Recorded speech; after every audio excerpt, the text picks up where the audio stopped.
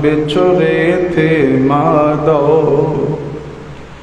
एह जन्म तुम्हारे लिखे। कह रविदास आस लग जीवो, चिर पयो दर्शन दिखे। तुमरी शरण तुम्हारी आसा, तुम ही सजन सुहले। रखो रखनहार दयाला, नानक करके गुले। सुकह टल गुर सेविया, अहनस सहज सुभाए। दर्शन प्रसय गुरु कै, जन्म मरण दुख जाए। होए सिफत खसमदी, नूरे अरसो हो कुरसो हो चटिया। तुद डिठे सच्चे पातशाह, मल जन्म जन्म दी कटिया। सजन सच्चा पातशाह, सिर शाहंद शाह। जिस पास बैठिया सोही है, सबना दा वेसाहो।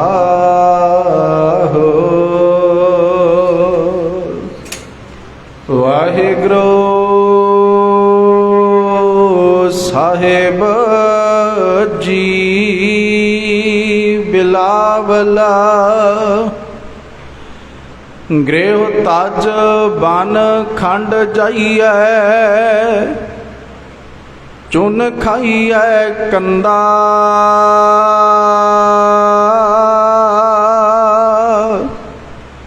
अज हो बेकार ना छोड़ई, पापी मन मंदा। गृह तज बन खंड जाइए, चुन खाइए कंदा।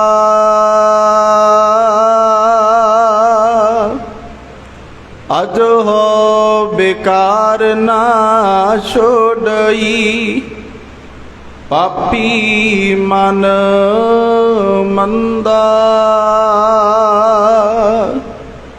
क्यों छूटों कैसे तरों, भव जल नित पारी।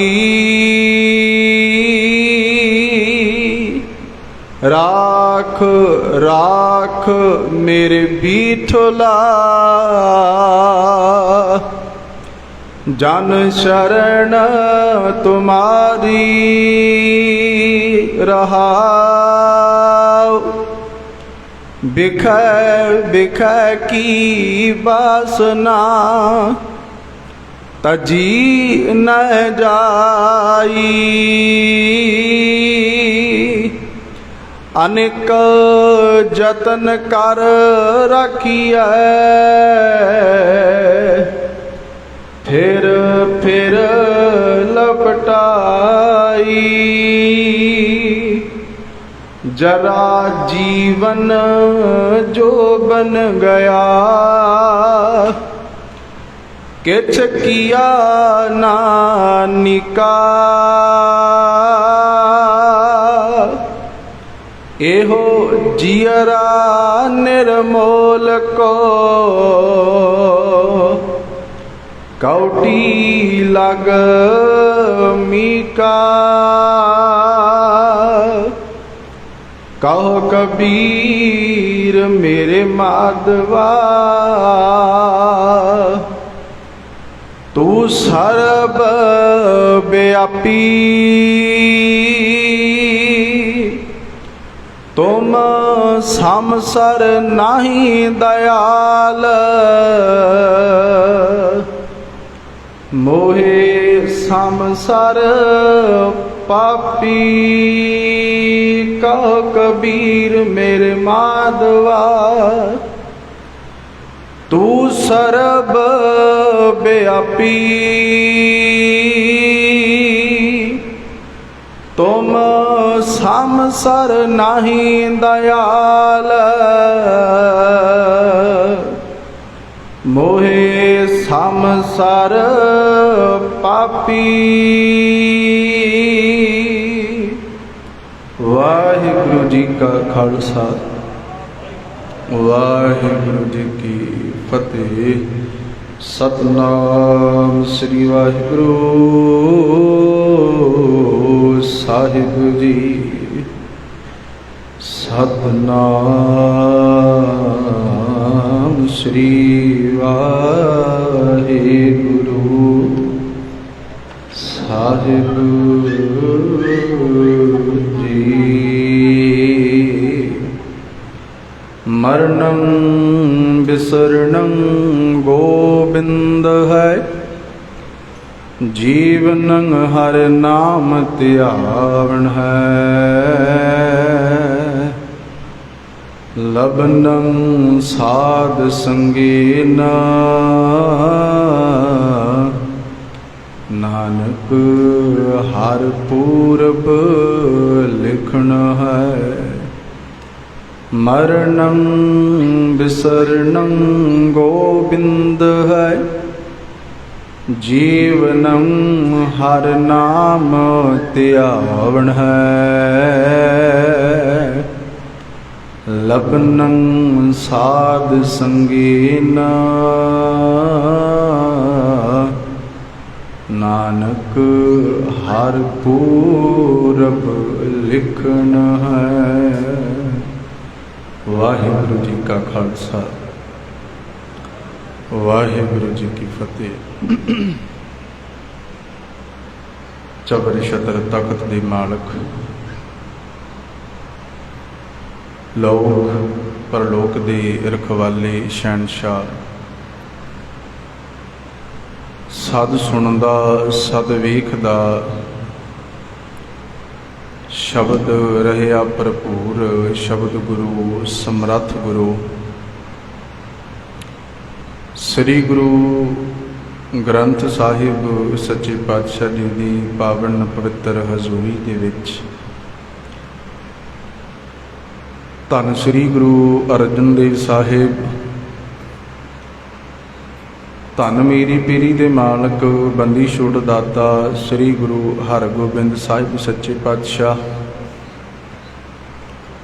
ਤਿੰਨਾਂ ਸਤਿਗੁਰਾਂ ਦੇ ਪਾਵਨ ਪਵਿੱਤਰ ਅਸਥਾਨ ਗੁਰਦੁਆਰਾ ਸ੍ਰੀ ਛੇਹਰਟਾ ਸਾਹਿਬ ਵਿਖੇ ਆਪ ਸਿੱਖ ਸੰਗਤਾਂ ਬੜੀ ਭਾਵਨਾ ਦੇ ਨਾਲ ਅੰਮ੍ਰਿਤ ਵੇਲੇ ਦੇ ਸਜੇ ਹੋਏ ਦੀਵਾਨਾਂ ਦੀਆਂ ਹਾਜ਼ਰੀਆਂ ਭਰ ਰਹੇ ਹੋ। ਧੰਨਤਾ ਦੇ ਯੋਗ ਹੋ ਜੋ ਸਤਿਗੁਰਾਂ ਨੇ ਰਹਿਮਤ ਕਰਕੇ ਅੰਮ੍ਰਿਤ ਵੇਲੇ ਆਪਣੀ ਪਾਵਨ ਪਵਿੱਤਰ ਬਾਰਗਾਹ ਦੇ ਵਿੱਚ ਜੁੜ ਬੈਠਣ ਦਾ ਸੁਭਾਗ ਸਾਨੂੰ ਸਾਰਿਆਂ ਨੂੰ ਬਖਸ਼ਿਸ਼ ਕੀਤਾ ਹੈ। ਸਤਿਗੁਰੂ ਜੀ ਤਰਸ ਕਰਨ ਸਾਡੀ ਸਭ ਦੀ ਹਾਜ਼ਰੀ ਆਪਣੇ ਦਰ ਤੇ ਪ੍ਰਵਾਨ ਕਰਕੇ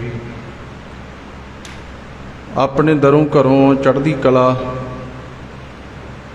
ਗੁਰ ਸਿੱਖੀ ਸਿਦਕ ਭਰੋਸਾ ਨਾਮ ਬਾਣੀ ਦਾ ਅਭਿਆਸ ਬਖਸ਼ਿਸ਼ ਕਰਦਿਆਂ ਹੋਇਆਂ ਸਤਿਗੁਰੂ ਜੀ ਚੜ੍ਹਦੀ ਕਲਾ ਦੀ ਦਾਤ ਬਖਸ਼ ਕੇ ਨਦਰੋ ਨਦਰ ਨਿਹਾਲ ਕਰਨ। ਆਪ ਸਿੱਖ ਸੰਗਤਾਂ ਨਿਤਾ ਪ੍ਰਤੀ ਗੁਰੂ ਚਰਨਾਂ ਦੇ ਵਿੱਚ ਭਾਵਨਾ ਸਹਿਤ ਹਾਜ਼ਰੀਆਂ ਭਰਨ ਲਈ ਇਕੱਤਰ ਹੁੰਦੇ ਹੋ। ਅੱਜ ਵੀ ਮੇਰੇ ਸਾਹਿਬ ਨੇ ਦਇਆਲਤਾ ਕੀਤੀ ਹੈ, ਆਪਣੀ ਪਾਵਨ ਪਵਿੱਤਰ ਬਾਰਗਾਹ ਦੇ ਵਿੱਚ ਜੁੜ ਬੈਠਣ ਦਾ ਸਾਨੂੰ ਸੁਭਾਗ ਬਖਸ਼ਿਆ ਹੈ। ਰੱਬੀ ਬਾਣੀ ਕੀਰਤਨ ਰੂਪ ਵਿੱਚ ਗੁਰੂ ਕਿਆ ਕੀਰਤਨੀਆਂ ਨੇ ਆਪ ਜੀ ਨੂੰ ਸਰਵਣ ਕਰਵਾਈ ਹੈ। ਉਪਰੰਤ ਭਗਤ ਕਬੀਰ ਸਾਹਿਬ ਜੀ ਨੇ ਬੜੇ ਪਿਆਰੇ ਬੋਲ ਹੁਕਮਨਾਮੇ ਦੇ ਰੂਪ ਵਿੱਚ ਇਸ ਭਟਕਦੇ ਹੋਏ ਮਨ ਨੂੰ ਸਮਝਾਉਣ ਵਾਸਤੇ ਬਖਸ਼ਿਸ਼ ਕੀਤੇ ਹਨ ਕਿ ਇਹ ਮਨ ਕੇਵਲ ਉਸ ਪਰਿਪੂਰਨ ਪਰਮਾਤਮਾ ਦੀ ਰਜ਼ਾ, ਉਹਦੀ ਕਿਰਪਾ ਦੇ ਨਾਲ, ਸਤਿਗੁਰੂ ਜੀ ਦੀ ਦਇਆਲਤਾ ਦੇ ਨਾਲ ਹੀ ਵਸ ਵਿੱਚ ਆ ਸਕਦਾ ਹੈ। ਹੋਰ ਕਿਸੇ ਵੀ ਪ੍ਰਕਾਰ ਦਾ ਕੋਈ ਕਰਮ ਕਾਂਡ ਇਸ ਮਨ ਨੂੰ ਟਿਕਾ ਨਹੀਂ ਸਕਦਾ, ਇਕਾਗਰਤਾ ਨਹੀਂ ਬਖਸ਼ ਸਕਦਾ। ਕੇਵਲ ਗੁਰੂ ਦੀ ਕਿਰਪਾ ਦਾ ਸਦਕਾ ਹੀ ਮਨ ਵਸ ਵਿੱਚ ਆਉਂਦਾ ਹੈ ਤੇ ਇਕਾਗਰ ਹੁੰਦਾ ਹੈ। ਸਤਿਗੁਰੂ ਜੀ ਦੀ ਮਿਹਰਾਮਤ ਦੇ ਨਾਲ ਰੱਬੀ ਬਾਣੀ ਧੰਨ ਸ੍ਰੀ ਗੁਰੂ ਗ੍ਰੰਥ ਸਾਹਿਬ ਜੀਆਂ ਦੇ ਵਿੱਚੋਂ ਆਪਾਂ ਗੁਰੂ ਅਰਜਨ ਦੇਵ ਸਾਹਿਬ ਜੀਆਂ ਦੇ ਰੱਬੀ ਬੋਲ ਜਿਹੜੇ ਗਾਥਾ ਦੇ ਰੂਪ ਵਿੱਚ ਸਾਨੂੰ ਪ੍ਰਾਪਤ ਹੁੰਦੇ ਨੇ, ਉਹਨਾਂ ਸ਼ਲੋਕਾਂ ਦੀ ਵਿਚਾਰ ਪਿਛਲੇ ਦਿਨਾਂ ਤੋਂ ਕਰਦੇ ਆ ਰਹੇ ਹਾਂ। ਆਪ ਸਿੱਖ ਸੰਗਤਾਂ ਭਾਵਨਾ ਦੇ ਨਾਲ ਸਰਵਣ ਕਰਦੇ ਹੋ। ਉੱਥੇ ਹੀ ਕੁਝ ਵੀਰ ਭੈਣ ਭਰਾ ਸੋਸ਼ਲ ਮੀਡੀਆ ਦੇ ਰਾਹੀਂ ਵੀ ਸਤਿਗੁਰੂ ਸਾਹਿਬ ਮਹਾਰਾਜ ਸੱਚੇ ਪਾਤਸ਼ਾਹ ਜੀ ਦੀ ਪਾਵਨ ਪਵਿੱਤਰ ਬਾਣੀ ਦੀ ਵਿਚਾਰ ਨੂੰ ਸਰਵਣ ਕਰਦੇ ਨੇ। ਪਾਤਸ਼ਾਹ ਕਿਰਪਾ ਕਰਨ ਅਸੀਂ ਵੱਧ ਤੋਂ ਵੱਧ ਲਾਹਾ ਲੈ ਸਕੀਏ। 14 ਸ਼ਲੋਕ ਗਾਥਾ ਬਾਣੀ ਚੋਂ ਹੁਣ ਤੱਕ ਆਪਾਂ ਵਿਚਾਰ ਚੁੱਕੇ ਹਾਂ। 15ਵੇਂ ਦੀ ਵਿਚਾਰ ਅੱਜ ਸਤਿਗੁਰੂ ਦੀ ਮਿਹਰ ਨਾਲ ਕਰਨੀ ਤੇ 9 ਸ਼ਲੋਕ ਪਿੱਛੇ ਰਹਿ ਜਾਣਗੇ, ਜਿਨ੍ਹਾਂ ਦੀ ਵਿਚਾਰ ਆਉਣ ਵਾਲੇ ਦਿਨਾਂ 'ਚ ਆਪਾਂ ਕਰਨੀ ਹੈ। ਅੱਜ ਜਿਹੜਾ ਬੋਲ ਮੇਰੇ ਸਤਿਗੁਰੂ ਸਾਹਿਬ ਮਹਾਰਾਜ ਜੀਆਂ ਨੇ ਬਖਸ਼ਿਸ਼ ਕੀਤਾ ਹੈ, ਜਿੱਥੇ ਆਪਾਂ ਪਰਸੋਂ ਰੋਜ਼ ਵਿਚਾਰ ਕੀਤੀ ਸੀ ਕਿ ਬੰਦੇ ਦੀ ਇੱਜ਼ਤ ਨਾ ਹੋਵੇ, ਕਿਤੇ ਅਪ ਜਸ ਖੱਟਦਾ ਹੋਵੇ, ਜਸ ਨਹੀਂ ਅਪ ਜਸ, ਕਿਤੇ ਵੀ ਉਹਨੂੰ ਮਾਣ ਨਾ ਮਿਲਦਾ ਹੋਵੇ ਤੇ ਅਪ ਜਸ ਖਤਮ ਹੋ ਜਾਂਦਾ ਹੈ। ਜੇ ਕੁੱਲ ਦੇ ਵਿੱਚ ਸ੍ਰੇਸ਼ਟ ਪੁੱਤਰ ਪੈਦਾ ਹੋ ਜਾਏ, ਚੰਗੀ ਔਲਾਦ ਪੈਦਾ ਹੋ ਜਾਵੇ, ਜਿਹੜੀ ਕੋਈ ਐਸਾ ਮਾਰਕਾ ਮਾਰਦਾ ਹੈ, ਕੋਈ ਪਰਉਪਕਾਰ ਦਾ ਕੰਮ ਕਰਦਾ ਹੈ, ਤੇ ਉਹ ਆਪਣੇ ਵਡੇਰਿਆਂ ਦਾ ਵੀ ਨਾਂ ਰੌਸ਼ਨ ਕਰ ਦਿੰਦੀ ਹੈ। ਸਤਿਗੁਰੂ ਸਾਹਿਬ ਮਹਾਰਾਜ ਕਿਰਪਾ ਕਰਦੇ, ਜਿਹੜਾ ਗੁਰ ਮੰਤਰ ਦਾ ਅਧਿਐਨ ਕਰਦਾ ਹੈ, ਗੁਰ ਮੰਤਰ ਦਾ ਅਭਿਆਸ ਕਰਦਾ ਹੈ, ਉਹ ਆਪ ਵੀ ਤਰ ਜਾਂਦਾ ਹੈ ਤੇ ਉਹਦੀਆਂ ਕੁੱਲਾਂ ਵੀ ਤਰ ਜਾਂਦੀਆਂ ਨੇ। ਜਿਹੜਾ ਸ਼ਲੋਕ ਮੇਰੇ ਸਾਹਿਬਾਂ ਨੇ ਅੱਜ ਬਖਸ਼ਿਸ਼ ਕੀਤਾ ਹੈ, ਇਸ ਦੇ ਵਿੱਚ ਸਾਡਾ ਅਸਲ ਜੀਵਨ ਕੀ ਹੈ ਤੇ ਸਾਡੀ ਅਸਲ ਮੌਤ ਕਿਹੜੀ ਆ, ਸਤਿਗੁਰੂ ਜੀ ਨੇ ਮਿਹਰਾਮਤ ਕਰਕੇ ਉਹ ਦੱਸਣ ਦਾ ਸਫਲ ਯਤਨ ਕੀਤਾ ਹੈ। ਅਸੀਂ ਯਤਨ ਕਰੀਏ ਇਸ ਬਾਣੀ ਨੂੰ ਵਿਚਾਰ ਕੇ, ਇਹਨਾਂ ਬੋਲਾਂ ਦੀ ਵਿਚਾਰ ਕਰਕੇ ਆਪਣੇ ਆਪ ਨੂੰ ਸਫਲ ਬਣਾ ਲਈਏ। ਆਓ ਸਾਧ ਸੰਗਤ ਮਨ ਚਿਤ ਬਿਰਤੀ ਇਕਾਗਰ ਕਰੀਏ, ਰਸਨਾ ਨੂੰ ਪਵਿੱਤਰ ਕਰੀਏ, ਕੋਈ ਰਸਨਾ ਵਿਰਵੀ ਵਾਂਝੀ ਨਾ ਰਹੇ। ਮੇਰੇ ਸਾਹਿਬ ਜੀ ਇਕਾਗਰਤਾ ਬਖਸ਼ਿਸ਼ ਕਰ ਦੇਣ ਤਾਂ ਕਿ ਅਸੀਂ ਬਾਣੀ ਨੂੰ ਸੁਚੱਜੇ ਤਰੀਕੇ ਨਾਲ ਵਿਚਾਰੀਏ। ਸਾਰੀ ਸੰਗਤ ਹੀ ਰਸਨਾ ਪਵਿੱਤਰ ਕਰਦੇ ਆ। ਮਨ ਦੀ ਇਕਾਗਰਤਾ ਵਾਸਤੇ ਉਚਾਰਨ ਕਰੋ ਜੀ ਸਤਨਾਮ ਸ੍ਰੀ ਵਾਹਿਗੁਰੂ ਜੀ, ਸਤਨਾਮ ਸ੍ਰੀ ਵਾਹਿਗੁਰੂ ਜੀ, ਸਤਨਾਮ ਸ੍ਰੀ ਵਾਹਿਗੁਰੂ ਜੀ। ਅਸੀਂ ਬੰਦੇ ਦੀ ਜ਼ਿੰਦਗੀ, ਅਸੀਂ ਬੰਦੇ ਦਾ ਜੀਵਨ ਇਸ ਗੱਲ ਤੋਂ ਜੱਜ ਕਰਦੇ ਹਾਂ ਕਿ ਉਹਦੀ ਨਬਜ਼ ਚੱਲ ਰਹੀ ਹੈ, ਉਹਦੇ ਸਾਹ ਚੱਲ ਰਹੇ ਨੇ, ਬੰਦੇ ਦਾ ਦਿਲ ਧੜਕ ਰਿਹਾ ਹੈ। ਅਸੀਂ ਕਹਿੰਦੇ ਹਾਂ ਬੰਦਾ ਜਿਉਂਦਾ ਹੈ। ਕਈ ਵਾਰੀ ਕੋਈ ਬੰਦਾ ਕਿਤੇ ਸੱਟ ਲੱਗ ਜਾਏ, ਕਿਤੇ ਕੋਈ ਡਿੱਗਾ ਹੋਵੇ, ਤੇ ਸਭ ਤੋਂ ਪਹਿਲਾਂ ਉਹਦੀ ਨਬਜ਼ ਫੜ ਕੇ ਜਾਂ ਉਹਦੀਆਂ ਨਾਸਾਂ ਅੱਗੇ, ਉਹਦੇ ਨੱਕ ਦੇ ਅੱਗੇ ਹੱਥ ਕਰਕੇ ਵੇਖਿਆ ਜਾਂਦਾ ਹੈ ਕਿ ਸਵਾਸ ਲੈਂਦਾ ਹੈ ਕਿ ਨਹੀਂ ਲੈਂਦਾ। ਅਸੀਂ ਸਵਾਸਾਂ ਦੇ ਚੱਲਣ ਦੀ ਪ੍ਰਕਿਰਿਆ ਨੂੰ ਵੇਖ ਕੇ ਤੇ ਬੰਦੇ ਦੇ ਮਰੇ ਜਾਂ ਜਿਉਂਦੇ ਦਾ ਹਿਸਾਬ ਲਾਉਂਦੇ ਆ ਕਿ ਉਹ ਜਿਉਂਦਾ ਹੈ ਕਿ ਮਰਿਆ ਹੈ। ਪਰ ਸਤਿਗੁਰੂ ਸਾਹਿਬ ਮਹਾਰਾਜ ਜੀ ਦੀ ਜਦੋਂ ਬਾਣੀ ਪੜ੍ਹਦੇ ਆ ਤੇ ਰੱਬੀ ਬਾਣੀ ਦੇ ਵਿੱਚ ਕਿੰਨੇ ਪ੍ਰਕਾਰ ਦੀ ਮੌਤ ਆ ਮੇਰੇ ਸਾਹਿਬਾਂ ਨੇ ਉਹ ਦੱਸੀ ਹੈ। ਤੇ ਜੀਵਨ, ਅਸਲ ਜੀਵਨ ਕਿਹੜਾ ਹੈ? ਅਸਲ ਜਿਉਣਾ ਕੱਲਾ ਸਵਾਸਾਂ ਦਾ ਚੱਲਦਾ ਹੋਣਾ ਹੀ ਜੀਵਨ ਜਾਂ ਜ਼ਿੰਦਗੀ ਨਹੀਂ ਆ। ਅਸਲ ਜੀਵਨ ਕੇਵਲ ਇੱਥੋਂ ਤੱਕ ਸੀਮਤ ਨਹੀਂ ਆ ਕਿ ਸਵੇਰੇ ਉੱਠ ਕੇ ਪ੍ਰਸ਼ਾਦਾ ਪਾਣੀ ਛਕਿਆ, ਚਾਹ ਪੀਤੀ ਤੇ ਆਪਣੇ ਕੰਮ ਤੇ ਚਲੇ ਗਏ, ਸਾਰਾ ਦਿਨ ਬਤੀਤ ਕੀਤਾ, ਸ਼ਾਮਾਂ ਪਈਆਂ, ਫਿਰ ਘਰ ਆਏ, ਫਿਰ ਰੋਟੀ ਖਾਧੀ, ਫਿਰ ਸੌਂ ਗਏ, ਸਵੇਰ ਹੋਈ ਤੇ ਉਹ ਸਰਕਲ ਕੰਟੀਨਿਊ ਚੱਲੀ ਜਾ ਰਿਹਾ। ਅਸੀਂ ਇਹਨੂੰ ਜੀਵਨ ਮੰਨੀ ਬੈਠੇ ਆ। ਸਾਨੂੰ ਕਿੰਨੀ ਕੁ ਮਿਹਨਤ ਕਰਨੀ ਪੈਂਦੀ ਆ, ਕਿੰਨਾ ਕੁ ਸਾਡਾ ਸਮਾਂ ਸੁਖਾਲਾ ਬਤੀਤ ਹੁੰਦਾ ਹੈ, ਕਿੰਨੇ ਕੁ ਅਸੀਂ ਧਨਾੜ ਆ, ਕਿੰਨੇ ਕੁ ਅਸੀਂ ਗਰੀਬ ਆ। ਅਸੀਂ ਉਸ ਹਿਸਾਬ ਦੇ ਨਾਲ ਜੀਵਨ ਦੀ ਵਿਆਖਿਆ ਕਰਦੇ ਹਾਂ ਕਿ ਜੀਵਨ ਬੜਾ ਵਧੀਆ ਬੀਤ ਰਿਹਾ ਹੈ ਜਾਂ ਬਸ ਜ਼ਿੰਦਗੀ ਔਖੀ ਸੌਖੀ ਕੱਟੀ ਜਾ ਰਹੀ ਆ। ਪਰ ਅਸਲ ਜੀਵਨ ਕੀ ਹੈ? ਅਸਲ ਜ਼ਿੰਦਗੀ ਕੀ ਆ? ਤੇ ਫਿਰ ਰੱਬੀ ਬਾਣੀ ਤੇ ਸਤਿਗੁਰੂ ਸਾਹਿਬ ਮਹਾਰਾਜ ਜੀ ਸਾਡੇ ਤੇ ਤਰਸ ਕਰਕੇ ਸਭ ਨੂੰ ਸਮਝਾਉਣਗੇ ਕਿ ਹੇ ਭਾਈ, ਕੱਲਾ ਇਹ ਜੀਵਨ ਨਹੀਂ ਆ ਜਿਹੜਾ ਸਰਕਲ 8 ਪਹਿਰਾਂ ਵਾਲਾ ਚੱਲੀ ਜਾ ਰਿਹਾ ਹੈ। ਦਿਨ ਆ ਗਿਆ ਤੇ ਹੰਡ ਕੇ ਗਵਾ ਲਿਆ ਆਪਣਾ, ਖਾ ਪੀ ਕੇ ਸੌਂ ਕੇ ਚੁਗਲੀ ਨਿੰਦਿਆ ਕਰਕੇ ਇਦਾਂ ਗਵਾ ਲਿਆ। ਰਾਤ ਆਈ ਤੇ ਸੌਂ ਕੇ ਲੰਘਾ ਲਈ। ਫਰੀਦਾ 4 ਗਵਾਇਆ ਹੰਡ ਕਹਿ, 4 ਗਵਾਇਆ ਸਮ ਲੇਖਾ ਰੱਬ ਮੰਗੇਸੀਆ। ਤੂੰ ਆਹੋ ਕਿਹੜੇ ਕੰਮ। ਇਹ ਕੇਵਲ ਇੱਥੋਂ ਤੱਕ ਜੀਵਨ ਸੀਮਤ ਨਹੀਂ ਆ। ਤੇ ਮੈਂ ਅਕਸਰ ਤੁਹਾਡੇ ਚਰਨਾਂ 'ਚ ਇੱਕ ਬੇਨਤੀ ਕਰਦਾ ਹੁੰਦਾ ਕਿ ਇਹੋ ਜੀ ਜ਼ਿੰਦਗੀ ਕਿ ਕੇਵਲ ਖਾ ਲਿਆ, ਪੀ ਲਿਆ ਤੇ ਸੌਂ ਲਿਆ ਤੇ ਕੇਵਲ ਆਪਣੇ ਬੱਚਿਆਂ ਤੱਕ ਸੀਮਤ ਰਹਿ ਗਏ, ਇਹੋ ਜੀ ਜ਼ਿੰਮੇਵਾਰੀ ਤੇ ਸਾਡੇ ਨਾਲੋਂ ਪਸ਼ੂ ਪੰਛੀ ਵਧੇਰੇ ਚੰਗੇ ਤਰੀਕੇ ਨਾਲ ਨਿਭਾ ਰਹੇ। ਫਿਰ ਉਹ ਕੇਵਲ ਓਨੀ ਦੇਰ ਹੀ ਆਪਣੇ ਬੱਚੇ ਦੀ ਪਰਵਰਿਸ਼ ਕਰਦੇ ਆ ਜਿੰਨੀ ਦੇਰ ਉਹ ਉੱਡਣ ਯੋਗ ਨਹੀਂ ਹੋ ਜਾਂਦਾ ਜਾਂ ਆਪਣੇ ਆਪ ਖਾਣ ਪੀਣ ਯੋਗ ਨਹੀਂ ਹੋ ਜਾਂਦਾ। ਤੇ ਅਸੀਂ ਆਪਣੇ ਲਈ ਜੋੜਿਆ, ਆਪਣੇ ਬੱਚਿਆਂ ਲਈ ਜੋੜਿਆ, ਗਾਂ ਉਹਨਾਂ ਦੇ ਵਾਸਤੇ ਵੀ ਉਹਨਾਂ ਦੇ ਬੱਚਿਆਂ ਲਈ ਜੋੜਦੇ ਫਿਰਦੇ। ਅਸੀਂ ਇਹਨੂੰ ਹੀ ਜੀਵਨ ਸਮਝੀ ਬੈਠੇ ਹਾਂ। ਪਰ ਸਤਿਗੁਰੂ ਜੀ ਇਹਦੇ ਨਾਲੋਂ ਇੱਕ ਡਿਫਰੈਂਟ ਜੀਵਨ ਦੀ ਗੱਲ ਕਰਦੇ ਆ, ਇੱਕ ਵੱਖਰੀ ਜ਼ਿੰਦਗੀ ਦੀ ਗੱਲ ਕਰਦੇ ਆ, ਇੱਕ ਵੱਖਰੇ ਜੀਵਨ ਲਕਸ਼ ਦੀ ਗੱਲ ਕਰਦੇ ਆ, ਇੱਕ ਵੱਖਰਾ ਜੀਵਨ ਮਨੋਰਥ ਸਮਝਾਉਂਦੇ ਆ ਕਿ ਭਾਈ ਇੱਥੋਂ ਤੱਕ ਸੀਮਤ ਨਾ ਰਹੇ। ਇਹ ਜੀਵਨ, ਇਹ ਜ਼ਿੰਦਗੀ, ਇਹ ਸਵਾਸ ਕੇਵਲ ਇਸੇ ਕੰਮ ਲਈ ਨਹੀਂ ਮਿਲੇ। ਇਹਨਾਂ ਸਾਰੀਆਂ ਜ਼ਿੰਮੇਵਾਰੀਆਂ ਤੋਂ ਵੀ ਇੱਕ ਉੱਪਰ ਜ਼ਿੰਮੇਵਾਰੀ ਆ ਜਿਹਦੇ ਪਾਸਿਓਂ ਤੂੰ ਅਵੇਸਲਾ ਹੋਈ ਬੈਠਾ ਹੈ। ਉਹ ਜ਼ਿੰਮੇਵਾਰੀ ਹੈ ਤੇਰੀ ਆਤਮਾ ਦਾ ਉਸ ਪਰਮਾਤਮ ਸਰੂਪ ਦੇ ਨਾਲ ਮਿਲ ਜਾਣਾ।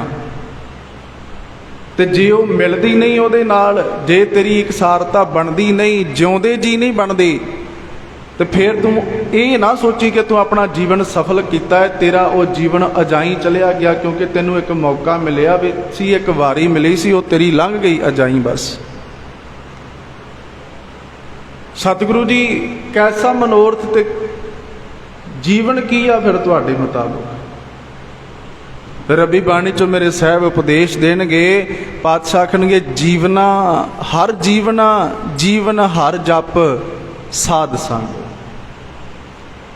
ਜ਼ਿੰਦਗੀ ਜੀਵਨ ਕੀ ਆ? ਪਾਤਸ਼ਾਹ ਜੀ ਕਹਿਣਗੇ ਸਾਧ ਸੰਗਤ। ਸਾਧ ਸੰਗਤ ਤੋਂ ਭਾਵ ਜਿਹਨੇ ਆਪਣੇ ਆਪ ਨੂੰ ਸਾਧਿਆ ਹੋਇਆ ਕਿਸੇ ਐਸੇ ਰੰਗ ਰਤੜੇ ਦੀ, ਸਾਧ ਪੁਰਸ਼ ਦੀ, ਸਤਿਗੁਰੂ ਦੀ ਸੰਗਤ ਜਾਂ ਸਤ ਸੰਗਤ ਕੈਸੀ ਜਾਣੀ ਹੈ, ਜਿੱਥੇ ਏਕੋ ਨਾਮ ਵਖਾਣੀ ਹੈ, ਏਕੋ ਨਾਮ ਹੁਕਮ ਹੈ, ਸਤਿਗੁਰ ਦੀਆ ਬੁਝਾਏ।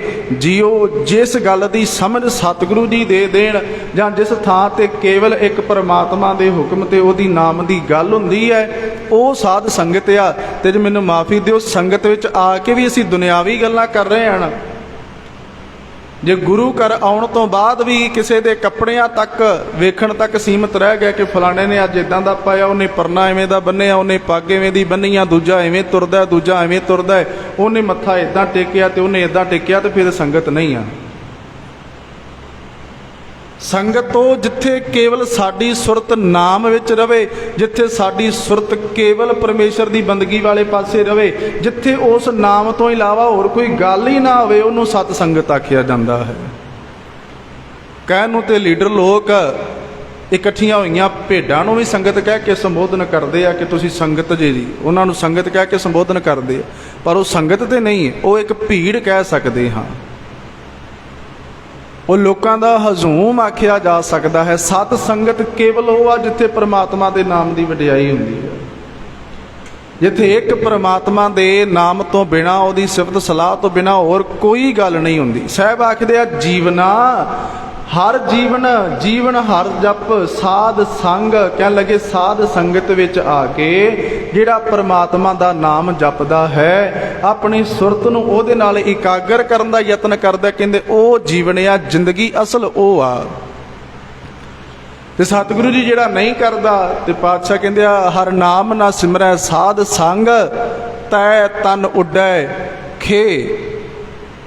ਜਿਹੜਾ ਨਹੀਂ ਜਪਦਾ, ਫਿਰ ਸਤਿਗੁਰੂ ਸਾਹਿਬ ਮਹਾਰਾਜ ਕਹਿੰਦੇ ਆ ਵੀ ਉਹ ਤੇ ਫਿਰ ਆਪਣੇ ਸਰੀਰ ਉੱਤੇ ਖੇ ਪਾਉਣ ਦੇ ਲਾਇਕ, ਜਾਂ ਉਹਦੀ ਦੇਹ ਜਿਹੜੀ ਆ ਉਹ ਇੱਕ ਦਿਨ ਖਾਕ ਹੋ ਜਾਣੀ, ਉਹਦੀ ਵੀ ਜਾਣੀ ਆ ਜਿਹੜੀ ਸਤ ਸੰਗਤ ਕਰ ਰਿਹਾ ਹੈ, ਪਰ ਉਹਦੀ ਦੇਹ ਹੋਵੇਗੀ, ਉਹਦੀ ਆਤਮਾ ਨੂੰ ਖੁਆਰ ਨਹੀਂ ਹੋਣਾ ਪਵੇਗਾ ਜਿਹੜਾ ਨਾਮ ਜਪਦਾ ਹੈ। ਹਰ ਨਾਮ ਨਾ ਸਿਮਰੈ ਸਾਧ ਸੰਗ, ਤੈ ਤਨ ਉੱਡੇ ਖੇ, ਜਿਨ ਕੀਤੀ ਤਿਸੈ ਨਾ ਜਾਣਈ, ਨਾਨਕ ਫਿੱਟ ਅਲੂਣੀ ਦੇ ਫਟਕਾਰ। ਇਹੋ ਜਿਹੇ ਸਰੀਰ ਉੱਤੇ ਵੀ ਫਿਰ ਜਿਹੜਾ ਸਰੀਰ ਪ੍ਰਾਪਤ ਹੋਣ ਤੋਂ ਬਾਅਦ ਸੰਗਤ ਵਿੱਚ ਨਹੀਂ ਗਿਆ, ਤੇ ਜਿਸ ਰਸਨਾ ਨੇ ਨਾਮ ਨਹੀਂ ਜਪਿਆ, ਜਿਸ ਰਸਨਾ ਨੇ ਉਸ ਪਰਮੇਸ਼ਰ ਦੀ ਕੀਰਤੀ ਨਹੀਂ ਕੀਤੀ, ਤੇ ਕੰਨਾਂ ਨੇ ਉਹਦਾ ਨਾਮ ਨਹੀਂ ਸੁਣਿਆ। ਹੁਣ ਅੱਜ ਦਾ ਜਿਹੜਾ ਬੋਲ ਆਪਾਂ ਵਿਚਾਰਨਾ ਆ ਗਾਥਾ ਬਾਣੀ ਦੇ ਵਿੱਚੋਂ 15ਵਾਂ ਸ਼ਲੋਕ, ਮੇਰੇ ਸਾਹਿਬ ਜੀ ਮਿਹਰ ਕਰਦਿਆਂ ਹੋਇਆ ਕਹਿੰਦੇ ਕਿ ਜੀਵਨ ਕੀ ਹੈ? ਜੀਵਨ ਆ ਉਹਦੇ ਨਾਮ ਨੂੰ ਧਿਆਉਣਾ। ਇੱਕ ਜੀਵਨ ਆ ਤੇ ਇਹਦਾ ਆਪੋਜ਼ਿਟ ਵਰਡ ਆਉਣਾ ਆ ਮੌਤ, ਮਰ ਜਾਣਾ। ਇੱਕ ਪਾਸੇ ਜਿਉਂਦਾ ਬੰਦਾ, ਇੱਕ ਪਾਸੇ ਉਹਦਾ ਵਿਰੋਧੀ ਸ਼ਬਦ ਆਉਣਾ ਆ ਮਰਿਆ ਹੋਇਆ। ਜੇ ਜਿਉਣਾ ਆ ਪਰਮੇਸ਼ਰ ਦਾ ਨਾਮ ਜਪ ਕੇ, ਜੇ ਜ਼ਿੰਦਗੀ ਹੈ ਪਰਮੇਸ਼ਰ ਦੀ ਬੰਦਗੀ ਕਰਦਿਆਂ ਹੋਇਆਂ ਜਿਹੜਾ ਸਮਾਂ ਬਤੀਤ ਹੁੰਦਾ ਉਹ, ਤੇ ਫਿਰ ਮੌਤ ਕਿਹਨੂੰ ਆਖਿਆ ਜਾਏਗਾ? ਮੌਤ ਉਸ ਸਮੇਂ ਨੂੰ ਆਖਿਆ ਜਾਏਗਾ ਜਦੋਂ ਪਰਮੇਸ਼ਰ ਭੁੱਲ ਜਾਂਦਾ ਹੈ, ਜਦੋਂ ਉਹ ਅਕਾਲ ਪੁਰਖ ਵਾਹਿਗੁਰੂ ਪਰਮੇਸ਼ਰ ਭੁੱਲ ਜਾਂਦਾ ਆ। ਸਤਿਗੁਰੂ ਜੀ ਕਹਿੰਦੇ ਤੁਸੀਂ ਬੰਦੇ ਦੀ ਸਾਹ ਰਗ ਵੇਖਦੇ ਹੋ, ਤੁਸੀਂ ਬੰਦੇ ਦੀ ਨਬਜ਼ ਪਕੜ ਕੇ ਵੇਖਦੇ ਹੋ, ਉਹਦੇ ਨੱਕ ਅੱਗੇ ਉਂਗਲ ਕਰਕੇ ਵੇਖਦੇ ਹੋ ਕਿ ਸਾਹ ਲੈਂਦਾ ਹੈ ਕਿ ਨਹੀਂ, ਪਰ ਸਤਿਗੁਰੂ ਸਾਹਿਬ ਮਹਾਰਾਜ ਕਹਿੰਦੇ ਆ ਅਸਲ ਵਿੱਚ ਉਹ ਬੰਦਾ ਇੱਕ ਜਿਉਂਦੀ ਲਾਸ਼ ਤੁਰਿਆ ਫਿਰਦਾ ਹੈ ਜਿਹਨੇ ਪ੍ਰਮਾਤਮਾ ਨੂੰ ਭੁਲਾਇਆ ਹੋਇਆ ਆ। ਹੁਣ ਅੱਜ ਦੇ ਇਹ ਬੋਲ ਥੋੜਾ ਜਿਹਾ ਭਾਵਨਾ ਦੇ ਨਾਲ ਤੇ ਥੋੜਾ ਜਿਹਾ ਵੱਡਾ ਜ਼ਿਕਰਾ ਕਰਕੇ ਸਾਨੂੰ ਸੁਣਨੇ ਪੈਣਗੇ, ਕਿਉਂਕਿ ਸਤਿਗੁਰੂ ਸਾਹਿਬ ਮਹਾਰਾਜ ਸੱਚੇ ਪਾਤਸ਼ਾਹ ਜੀ ਜਿਸ ਹਿਸਾਬ ਨਾਲ ਮੇਰੇ ਸਾਹਿਬਾਂ ਨੇ ਬੋਲ ਆਖਿਆ, ਤੇ ਹੁਣ ਅਸੀਂ ਆਪਣੇ ਆਪ ਨੂੰ ਆਪ ਹੀ ਸਵਾਲ ਕਰ ਸਕਦੇ ਹਾਂ ਕਿ ਅਸੀਂ ਜਿਉਂਦੇ ਹਾਂ ਕਿ ਜਾਂ ਅਸੀਂ ਵੀ ਤੁਰਦੀਆਂ ਫਿਰਦੀਆਂ ਲਾਸ਼ਾਂ ਹੀ ਤੁਰੀਆਂ ਫਿਰਦੀਆਂ। ਇਹ ਸਾਡੇ ਤੋਂ ਬਿਹਤਰ ਕੋਈ ਨਹੀਂ ਜਾਣਦਾ ਸਿਵਾਏ ਪਰਮਾਤਮਾ ਤੋਂ, ਤੇ ਸਾਡੇ ਤੋਂ ਬਿਨਾਂ ਕਿਸੇ ਨੂੰ ਇਸ ਗੱਲ ਦਾ ਬੋਧ ਨਹੀਂ। ਲੋਕ ਤੇ ਸਾਡਾ ਬਾਣਾ ਵੇਖ ਕੇ, ਸਾਡੀਆਂ ਗੱਲਾਂ ਸੁਣ ਕੇ, ਸਾਡਾ ਵਿਵਹਾਰ ਵੇਖ ਕੇ ਕੋਈ ਕਹਿ ਸਕਦਾ ਕਿ ਬੜਾ ਭਗਤ ਬੰਦਾ ਹੈ, ਇਹ ਰੋਜ਼ਾਨਾ ਗੁਰਦੁਆਰੇ ਜਾਂਦਾ ਹੈ, ਇਹ ਸੇਵਾ ਕਰਦਾ ਆ, ਪਰ ਅਸੀਂ ਕੀ ਹਾਂ ਇਹਨੂੰ ਅਸੀਂ ਚੰਗੀ ਤਰ੍ਹਾਂ ਜਾਣਦੇ ਹਾਂ। ਮੌਤ ਕਿੰਨੇ ਤਰ੍ਹਾਂ ਦੀ ਦੱਸੀ ਆ ਮੇਰੇ ਸਾਹਿਬ ਨੇ। ਮੇਰੇ ਸਾਹਿਬ ਕਿਰਪਾ ਕਰਦੇ ਆ, ਇੱਕ ਮੌਤ ਤੇ ਉਹ ਆ ਜਿਹੜੀ ਆਪਾਂ ਸਾਰਿਆਂ ਨੇ ਇੱਕ ਦਿਨ ਮਰਨਾ। ਬੜੇ ਕੀਮਤੀ ਬੋਲ ਮੇਰੇ ਸਾਹਿਬ ਦੀ ਰੱਬੀ ਬਾਣੀ ਚੋਂ, ਤੇ ਇਹਨਾਂ ਨੂੰ ਧਿਆਨ ਨਾਲ ਸੁਣਿਓ। ਇੱਕ ਮੌਤ ਉਹ ਆ ਜਿਹਦੇ ਬਾਰੇ ਰੱਬੀ ਬਾਣੀ ਵਾਰ-ਵਾਰ ਕਹਿ ਰਹੀ ਆ ਕਿ ਮਰਨ ਲਿਖਾਏ ਮੰਡਲ ਮੈਂ ਆਏ। ਇੱਕ ਮੌਤ ਉਹ ਹੈ ਜਿੱਥੇ ਸਾਹਿਬ ਆਖਦੇ ਆ ਸਭਨਾ ਮਰਨਾ ਆਇਆ, ਬੇਛੋੜਾ ਸਭਨਾ ਪੁੱਛੋ ਜਾਏ ਸਿਆਣਿਆ, ਆਗੇ ਮਿਲਣ ਕੇ ਨਾ। ਇੱਕ ਮੌਤ ਉਹ ਹੈ ਜਿਹਦੇ ਬਾਰੇ ਸਾਹਿਬ ਆਖਦੇ ਆ ਫਰੀਦਾ ਜਿੱਤ ਦਿਹਾੜੈ ਧਨ ਵਰੀ, ਸਾਹੇ ਲਏ ਲਖਾਏ, ਮਲਕ ਜੇ ਕੰਨੀ ਸੁਣੀਦਾ ਮੂੰਹ ਦਿਖਾਲੇ ਆਏ, ਜਿੰਦ ਨੇ ਮਾਣੀ ਕੱਢੀਐ ਹੱਡਾਂ ਕੂ ਕੜਕਾਏ, ਜਿੰਦ ਵਹੁਟੀ ਮਰਨ ਵਰ ਲੈ ਜਾਸੀ ਪਰਨਾਏ, ਸਾਹੇ ਲਿਖੇ ਨਾ ਚੱਲਣੀ ਜਿੰਦੂ ਕੂ ਸਮਝਾਏ। ਉਹ ਮੌਤ ਸਾਰਿਆਂ ਨੂੰ ਆਉਣੀ, ਇੱਕ ਦਿਨ ਹਰ ਇੱਕ ਨੇ ਆਪਣਾ ਸਰੀਰ ਤਿਆਗਣਾ ਹੈ। ਉਹ ਅੱਜ ਕੱਲ ਪਰਸੋਂ ਕਿੱਥੇ ਕਿਵੇਂ ਤੇ ਕਿਹਦੀ ਵਾਰੀ ਪਹਿਲਾਂ ਆ ਜਾਣੀ ਤੇ ਕਿਹਦੀ ਬਾਅਦ ਵਿੱਚ, ਇਹ ਘੁੰਡੀ ਉਸ ਪਰਮੇਸ਼ਰ ਨੇ ਆਪਣੇ ਹੱਥ 'ਚ ਰੱਖੀ ਹੈ। ਸੰਬਤ ਸਾਹਾ ਲਿਖਿਆ ਮਿਲ ਕਰ ਪਾਵੋ ਤੇਲ, ਦੇਹੋ ਸਜਨ ਅਸੀਸੜੀਆਂ, ਜਿਉ ਹੋਵੇ ਸਾਹਿਬ ਸਿਉ ਮੇਲ, ਘਰ ਘਰ ਇਹੋ ਪਹੁੰਚਾ, ਸਦੜੇ ਨਿਤ ਪਵਨ ਨਿਤ ਸੱਦੇ ਪੈ ਰਹੇ ਆ। ਪਤਾ ਨਹੀਂ ਕਿਹਨੂੰ ਪਹਿਲਾਂ ਸੱਦਾ ਪੈ ਜਾਣਾ ਤੇ ਕਿਹਨੂੰ ਬਾਅਦ ਵਿੱਚ ਪੈ ਜਾਣਾ। ਉਹ ਮੌਤ ਸਾਰਿਆਂ ਨੂੰ ਆਉਣੀ ਹੈ। ਪਰ ਜਿਸ ਮੌਤ ਦਾ ਜ਼ਿਕਰ ਮੇਰੇ ਸਾਹਿਬ ਕਰਦੇ ਆ, ਜਿਹੜੀ ਮੌਤ ਅੱਜ ਆਪਾਂ ਵਿਚਾਰਨੀ ਆ, ਜਿਹੜੀਆਂ ਤੁਰਦੀਆਂ ਫਿਰਦੀਆਂ ਲਾਸ਼ਾਂ ਨਿਕਲੀਆਂ, ਉਸ ਤੋਂ ਪਹਿਲਾਂ ਇੱਕ ਹੋਰ ਮੌਤ ਦਾ ਜ਼ਿਕਰ ਵੀ ਰੱਬੀ ਬਾਣੀ 'ਚ ਮਿਲਦਾ ਹੈ। ਉਹ ਮੌਤ ਜਿੱਥੇ ਆਪਣੀ ਜ਼ਮੀਰ ਨੂੰ ਮਾਰ ਕੇ, ਜਿੱਥੇ ਆਪਣੀ ਅਣਖ ਤੇ ਗੈਰਤ ਨੂੰ ਮਾਰ ਕੇ ਬੰਦਾ ਜਿਉਂਦਾ ਹੈ। ਇੱਕ ਉਹ ਵੀ ਮੌਤ ਆ ਜਿਹਨੂੰ ਸਾਹਿਬ ਆਖਦੇ, ਜੇ ਜੀਵੈ ਪਤ ਲੱਥੀ ਜਾਏ ਸਭ ਹਰਾਮ ਜੇਤਾ ਕਿਛ ਖਾਏ। ਉਹ ਵੀ ਇੱਕ ਮੌਤ ਹੈ। ਹੁਣ ਇਹ ਤੀਜੀ ਪ੍ਰਕਾਰ ਦੀ ਮੌਤ ਆ ਜਿਹਨੂੰ ਆਪਾਂ ਵਿਚਾਰਨਾ। ਸਾਹਿਬ ਆਖਦੇ ਆ, ਉਸ ਪਰਮੇਸ਼ਰ ਦਾ ਭੁੱਲ ਜਾਣਾ, ਉਸ ਅਕਾਲ ਪੁਰਖ ਵਾਹਿਗੁਰੂ ਦੀ ਸਿਫਤ ਸਲਾਹ ਦਾ ਭੁੱਲ ਜਾਣਾ, ਸਭ ਤੋਂ ਵੱਡੀ ਮੌਤ ਇਹ ਹੈ। ਸਤਿਗੁਰੂ ਸਾਹਿਬ ਮਹਾਰਾਜ, ਜੇ ਕੋਈ ਬੰਦਾ ਬਹੁਤਾ ਸੋਹਣਾ ਹੋਵੇ, ਉਹਦੇ ਤੇ ਬੜੀ ਜਵਾਨੀ ਹੋਵੇ, ਉਹਨੂੰ ਬੜਾ ਮਾਣ ਹੋਵੇ ਆਪਣੀ ਤਾਕਤ ਦੇ ਉੱਤੇ, ਤੇ ਸਤਿਗੁਰੂ ਜੀ ਉਹਦੀ ਕੁੱਲ ਵੀ ਉੱਚੀ ਹੋਵੇ, ਬੜੇ ਧਿਆਨ ਨਾਲ ਸੁਣਿਓ ਜੀ ਇਹ ਬੋਲ। ਸਤਿਗੁਰੂ ਜੀ ਮੌਤ ਕਿਹਨੂੰ ਮੰਨਦੇ ਆ? ਪਾਤਸ਼ਾਹ ਆਖਦੇ, ਕਹਿਣ ਲੱਗੇ, ਕੋਈ ਬੰਦਾ ਬਹੁਤ ਸੋਹਣਾ ਹੋਵੇ, ਉਹਦੇ ਤੇ ਸੁਹੱਪਣ ਵੀ ਬੜਾ ਹੋਵੇ, ਕੋਈ ਮੇਲ ਆ ਚਾਹੇ ਫੀਮੇਲ ਆ, ਇਹ ਸਾਂਝੇ ਤੌਰ ਤੇ ਆਪਾਂ ਗੱਲ ਕਰਦੇ ਆ।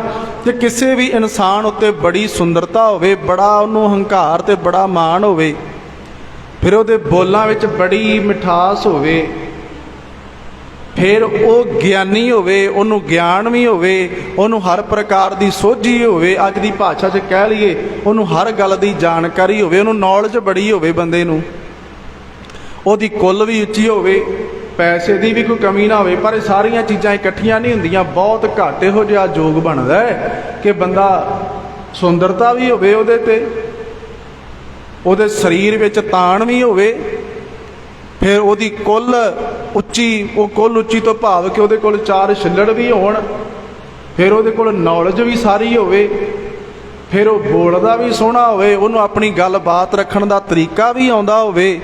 ਇਹ ਸਾਰੀਆਂ ਚੀਜ਼ਾਂ ਹੋਣ, ਪਰ ਸਤਿਗੁਰੂ ਸਾਹਿਬ ਮਹਾਰਾਜ ਕਹਿੰਦੇ ਆ, ਜੇ ਇੰਨਾ ਕੁਝ ਪ੍ਰਾਪਤ ਹੋਣ ਤੋਂ ਬਾਅਦ ਅਸੀਂ ਤੇ ਤਰਸ ਰਹੇ ਹਾਂ ਨਾ ਇਹਨਾਂ ਚੀਜ਼ਾਂ ਨੂੰ, ਅਸੀਂ ਤੇ ਇਹਨਾਂ ਚੀਜ਼ਾਂ ਵਾਸਤੇ ਤਰਸ ਰਹੇ ਹਾਂ ਕਿ ਅਸੀਂ ਜੇ ਸਿਆਣੇ ਹੋ ਜਾਈਏ, ਥੋੜੀ ਜਿਹੀ ਚਲਾਕੀ ਆ ਜਾਏ, ਥੋੜੀ ਜਿਹੀ ਚਤੁਰਾਈ ਆ ਜਾਏ, ਸਾਨੂੰ ਗੱਲਬਾਤ ਕਰਨ ਦਾ ਤਰੀਕਾ ਆ ਜਾਏ, ਸਾਡੇ ਕੋਲ 4 ਪੈਸੇ ਆ ਜਾਣ। ਤਮਾਮ ਦੁਨੀਆ ਇਸ ਪਾਸੇ ਵੀ ਲੱਗੀ ਹੋਈ ਆ ਕਿ ਸਾਨੂੰ ਮਿਲ ਜਾਏ। ਤੇ ਜਿਨ੍ਹਾਂ ਨੂੰ ਮਿਲਿਆ ਹੋਇਆ ਹੈ, ਮੇਰੇ ਪਾਤਸ਼ਾਹ ਜੀ ਕਹਿੰਦੇ ਆ, ਰੱਬੀ ਬਾਣੀ ਦਾ ਬੋਲ ਹੈ, ਸਾਹਿਬ ਆਖਦੇ ਆ, ਅਤ ਸੁੰਦਰ, ਅਤ ਜਿਹਦਾ ਕੋਈ ਅੰਤ ਹੀ ਨਾ ਹੋਵੇ, ਇੰਨੀ ਸੁੰਦਰਤਾ ਹੋਵੇ ਜੀ। ਅਤ ਸੁੰਦਰ, ਕੁਲੀਨ, ਉੱਚੀ ਕੁੱਲ ਦਾ ਵੀ ਹੋਵੇ ਬੰਦਾ, ਲੋਕਾਈ ਦੇ ਵਿੱਚ ਮਾਣ ਵੀ ਮਿਲਦਾ ਹੋਵੇ ਵੀ ਇਹ ਫਲਾਣਿਆਂ ਦੇ ਟੱਬਰ ਚੋਂ ਆ ਜੀ, ਉਹਨਾਂ ਦੀ ਬੜੀ ਗੱਲਬਾਤ ਸੀ। ਅਤ ਸੁੰਦਰ, ਕੁਲੀਨ, ਚਤੁਰ, ਤੇ ਅੰਤਾਂ ਦਾ ਚਲਾਕ ਵੀ ਹੋਵੇ, ਚਲਾਕੀ ਵੀ ਜਾਣਦਾ ਹੋਵੇ, ਸਿਆਣਪ ਵੀ ਬੜੀ ਹੋਵੇ। ਅਤ ਸੁੰਦਰ, ਕੁਲੀਨ, ਚਤੁਰ, ਮੁੱਖ ਗਿਆਨੀ, ਧਨਵੰਤ, ਮੁੱਖੋਂ ਗਿਆਨ ਵੀ ਬੜਾ ਸੁਣਾਉਂਦਾ ਹੋਵੇ, ਸਮਝ ਹੋਵੇ, ਨੌਲੇਜ ਜਾਣਕਾਰੀ ਹੋਵੇ। ਅਤ ਸੁੰਦਰ, ਕੁਲੀਨ, ਚਤੁਰ, ਮੁੱਖ ਗਿਆਨੀ, ਧਨਵੰਤ। ਪਰ ਪਾਤਸ਼ਾਹ ਕਹਿੰਦੇ ਆ, ਮਿਰਤਕ ਕਹੀ ਹੈ ਨਾਨਕਾ, ਜੇ ਪ੍ਰੀਤ ਨਹੀਂ ਭਗਵੰਤ। ਕਹਿਣ ਲੱਗੇ, ਜੇ ਉਸ ਅਕਾਲ ਪੁਰਖ ਵਾਹਿਗੁਰੂ ਦੇ ਨਾਲ ਉਹਦੀ ਪ੍ਰੀਤ ਨਹੀਂ, ਉਹਦੀ ਸਾਂਝ ਨਹੀਂ, ਉਹਦਾ ਸਿਮਰਨ ਉਸ ਬੰਦੇ ਦੇ ਪੱਲੇ ਨਹੀਂ, ਤੇ ਕਹਿਣ ਲੱਗੇ ਉਹਨੂੰ ਬੰਦਾ ਨਾ ਕਹੋ। ਇਹ ਨਾ ਕਹੋ ਕਿ ਉਹ ਸੋਹਣਾ ਬੜਾ ਹੈ, ਉਹਦੇ ਤੇ ਰੂਪ ਬੜਾ ਹੈ ਜੀ, ਇਹ ਚਲਾਕ ਬੜਾ ਹੈ ਜੀ, ਇਹ ਜਵਾਨ ਬੜਾ ਹੈ ਜੀ, ਇਹਦੇ ਕੋਲ ਪੈਸਾ ਬੜਾ ਹੈ ਜੀ, ਇਹਦੇ ਕੋਲ ਗੱਡੀ ਬੜੀ ਵੱਡੀ ਹੈ ਜੀ, ਘਰ ਬੜਾ ਸੋਹਣਾ ਬਣਾਇਆ। ਪਾਤਸ਼ਾਹ ਕਹਿੰਦੇ ਅਸਲ ਵਿੱਚ ਉਹ ਇੱਕ ਤੁਰੀ ਫਿਰਦੀ ਹੋਈ ਲਾਸ਼ ਹੈ। ਮਿਰਤਕ ਕਹੀ ਹੈ ਨਾਨਕਾ, ਉਹਨੂੰ ਮੁਰਦਾ ਕਿਹਾ ਜਾ ਸਕਦਾ, ਉਹ ਜਿਉਂਦਾ ਨਹੀਂ ਆ, ਉਹ ਮਰਿਆਂ ਦੇ ਵਿੱਚ ਆ। ਹੁਣ ਸਾਹਿਬ ਨੇ ਅੱਜ ਬੋਲ ਆਖੇ ਨੇ, ਪਾਤਸ਼ਾਹ ਕਹਿੰਦੇ ਆ, ਮਰਨੰ ਬਿਸਰਨੰ ਗੋਬਿੰਦ ਹੈ। ਕਹਿਣ ਲੱਗੇ, ਮੌਤ ਆ ਜੇ ਉਹ ਗੋਬਿੰਦ ਵਿਸਰਦਾ ਹੈ, ਤੇ ਜੇ ਉਹ ਗੋਪਾਲ, ਉਹ ਅਕਾਲ ਪੁਰਖ ਵਾਹਿਗੁਰੂ ਜੀ ਵਿਸਰਦੇ ਨੇ, ਭੁੱਲਦੇ ਨੇ, ਤੇ ਪਾਤਸ਼ਾਹ ਜੀ ਕਹਿੰਦੇ ਇਹ ਮੌਤ ਆ। ਉਹ ਬੰਦਾ ਜਿਉਂਦਿਆਂ ਵਿੱਚ ਨਹੀਂ ਆ ਜਿਹੜਾ ਪ੍ਰਮਾਤਮਾ ਦੀ ਬੰਦਗੀ ਨਹੀਂ ਕਰਦਾ। ਇਹ ਹੁਣ ਅਸੀਂ ਆਪੋ ਆਪਣੇ ਅੰਦਰ ਝਾਤੀ ਮਾਰਨੀ ਹੈ। ਮੈਂ ਪਹਿਲਾਂ ਵੀ ਬੇਨਤੀ ਕੀਤੀ ਕਿ ਅਸੀਂ ਜਿਉਂਦਿਆਂ ਵਿੱਚ ਆ ਕਿ ਜਾਂ ਮਰਿਆਂ ਵਿੱਚ ਆ। ਇਹ ਵੀ ਗੱਲ ਨਾਲ ਕੀਤੀ ਆ ਕਿ ਇਕੱਲਾ ਸੰਸਾਰੀ ਜ਼ਿੰਮੇਵਾਰੀਆਂ ਨਿਭਾਉਣੀਆਂ ਹੀ ਸਾਡੀ ਅਸਲ ਜ਼ਿੰਮੇਵਾਰੀ ਨਹੀਂ ਆ। ਉਹ ਸਾਡਾ ਸੈਕੰਡਰੀ ਕੰਮ ਆ। ਦੂਜੇ ਨੰਬਰ ਤੇ ਆਓ ਸਾਰਾ ਕੁਝ, ਪਹਿਲੇ ਨੰਬਰ ਤੇ ਕੇਵਲ ਉਹਦਾ ਮਿਲਾਪ ਹਾਸਲ ਕਰਨਾ। ਹੁਣ ਇਹ ਗੱਲਾਂ ਜਦੋਂ ਵਾਰ-ਵਾਰ ਕੀਤੀਆਂ ਜਾਂਦੀਆਂ ਨੇ ਤੇ ਕਈ ਵਾਰੀ ਸਾਡਾ ਮਨ ਉਚਾਟ ਹੋ ਜਾਂਦਾ ਜੀ ਕਿ ਇੱਕੋ ਹੀ ਗੱਲ, ਇੱਕੋ ਹੀ ਲਫ਼ਜ਼, ਇੱਕੋ ਹੀ ਗੱਲ ਵਾਰ-ਵਾਰ। ਤੇ ਹੁਣ ਜਦੋਂ ਸਤਿਗੁਰੂ ਸਾਹਿਬ ਮਹਾਰਾਜ ਸੱਚੇ ਪਾਤਸ਼ਾਹ ਕਿਰਪਾ ਕਰਕੇ ਸਾਨੂੰ ਦੱਸ ਰਹੇ ਆ ਭਾਈ ਮੌਤ ਆ, ਮਰ ਜਾਣਾ ਆ ਉਹ, ਜਦੋਂ ਉਹ ਪ੍ਰਮਾਤਮਾ ਭੁੱਲਦਾ ਆ।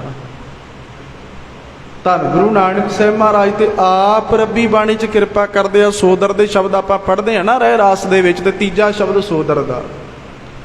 ਸਾਹਿਬ ਆਖਦੇ ਆ ਆਖਾਂ ਜੀਵਾਂ ਵਿਸਰੈ ਮਰ ਜਾਉ, ਜੇ ਮੈਂ ਕਹਿੰਦਾ ਵਾਂ ਤੇਰਾ ਨਾਮ ਲੈਂਦਾ ਹਾਂ ਤੇ ਮੈਂ ਜਿਉਂਦਾ ਹਾਂ, ਜੇ ਮੈਂ ਤੇਰਾ ਨਾਮ ਵਿਸਾਰਦਾ ਆ ਤੇ ਮੈਂ ਮਰ ਜਾਂਦਾ ਹਾਂ। ਕੋਈ ਜ਼ਿਮੀਂਦਾਰ ਆਪਣੇ ਖੂਹ ਤੇ ਖੂਹ ਗੇੜਦਾ ਬਲਦਾਂ ਦੇ ਨਾਲ, ਬਲਦ ਜੁੱਤੇ ਹੋਏ ਨੇ, ਉਹਨਾਂ ਨੂੰ ਪ੍ਰਾਣੀ ਦੇ ਨਾਲ ਸ਼ਮਕ ਦੇ ਨਾਲ ਥੋੜਾ ਥੋੜਾ ਡਰਾਉਂਦਾ ਤੇ ਉਹ ਕਾਲੀ ਕਾਲੀ ਚੱਲੀ ਜਾਂਦੇ ਨੇ। ਖਾਲੀ ਟਿੰਡਾਂ ਖੂਹ 'ਚ ਜਾਂਦੀਆਂ ਤੇ ਭਰੀਆਂ ਹੋਈਆਂ ਬਾਹਰ ਆਉਂਦੀਆਂ ਤੇ ਪਨਾਲੇ 'ਚੋਂ ਪਾਣੀ ਵਗਦਾ ਤੇ ਇਹਦੇ ਖੇਤਾਂ ਦੇ ਵਿੱਚ ਪੈਂਦਾ ਜਾ ਕੇ।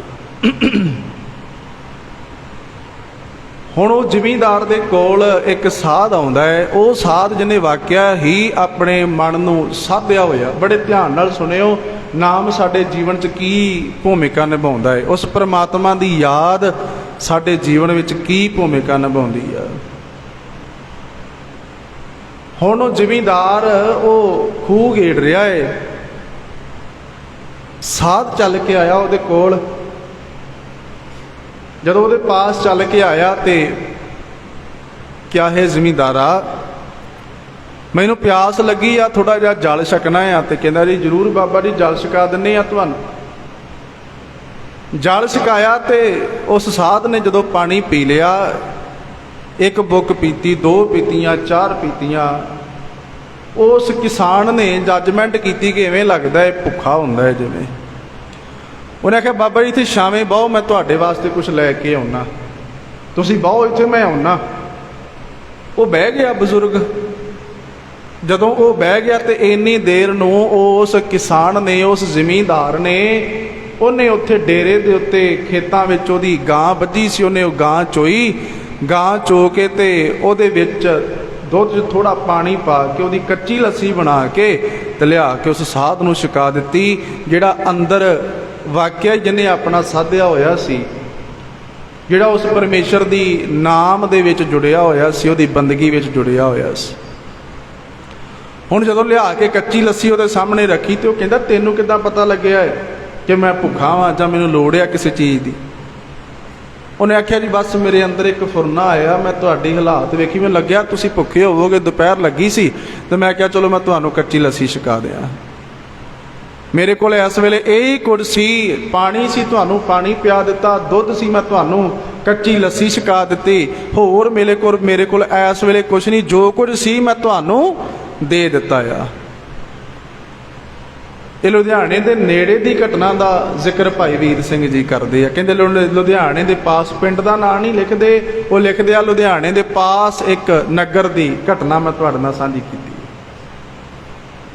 ਉਹ ਕਹਿੰਦੇ ਜਦੋਂ ਉਹ ਸਾਧ ਨੇ ਲੱਸੀ ਛਕ ਲਈ, ਦੁੱਧ ਛਕ ਲਿਆ, ਛਕ ਕੇ ਤੇ ਉਸ ਕਿਸਾਨ ਨੂੰ, ਉਸ ਜ਼ਿਮੀਂਦਾਰ ਨੂੰ ਕਹਿੰਦੇ ਆ ਰੰਗ ਰਤੜਿਆ, ਜੇ ਤੂੰ ਸਾਡੇ ਤੋਂ ਕੁਝ ਨਹੀਂ ਨਾ ਲੁਕਾਇਆ ਤੇ ਅਸੀਂ ਵੀ ਤੈਨੂੰ ਕੁਝ ਦੇ ਕੇ ਜਾਵਾਂਗੇ। ਉਹਨੇ ਵੇਖਿਆ ਵੀ ਜਿਹੜੀ ਕੁੜਤੀ ਪਾਈ ਹੈ ਇਹਨੂੰ ਤੇ ਜੇਬ ਵੀ ਕੋਈ ਨਹੀਂ ਲੱਗੀ,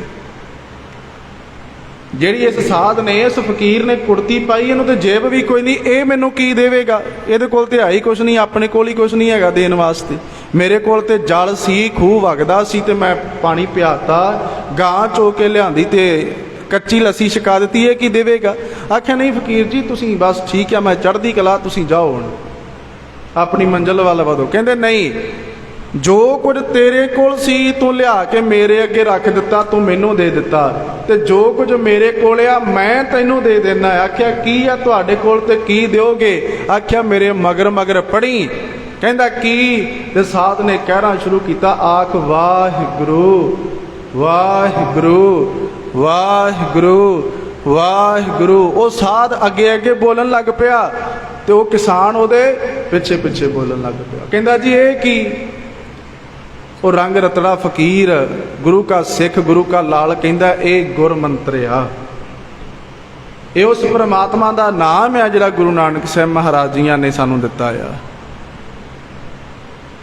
ਜੋ ਤੇਰੇ ਕੋਲ ਸੀ ਸੱਜਣਾ ਤੂੰ ਸਾਨੂੰ ਦੇ ਦਿੱਤਾ, ਮੇਰੇ ਕੋਲ ਤੇ ਇਹਦੇ ਤੋਂ ਇਲਾਵਾ ਹੋਰ ਕੱਖ ਵੀ ਹੈ ਨਹੀਂ, ਇਹ ਮੈਂ ਤੈਨੂੰ ਦਿੱਤਾ। ਕਹਿੰਦਾ ਇਹਦੇ ਨਾਲ ਕੀ ਹੋਏਗਾ? ਕਹਿੰਦਾ ਬਸ ਤੂੰ ਹੁਣ ਖੂਹ ਗੇੜਦਿਆਂ ਆਪਣਾ ਕੰਮ ਕਾਜ ਕਰਦਿਆਂ ਇਹ ਜੱਪੀ ਜਾਈ, ਇਹ ਆਪੇ ਤੈਨੂੰ ਦੱਸ ਦੇਗਾ, ਇਹ ਨਾਮ ਤੈਨੂੰ ਆਪੇ ਦੱਸ ਦੇਗਾ ਕਿ ਇਹ ਕੀ ਆ, ਇਹਦੇ 'ਚ ਕਿੰਨੀ ਕੁ ਤਾਕਤ ਆ। ਉਹਨੇ 7 ਵਚਨ ਕਰਕੇ ਮੰਨ ਲਿਆ ਜੀ।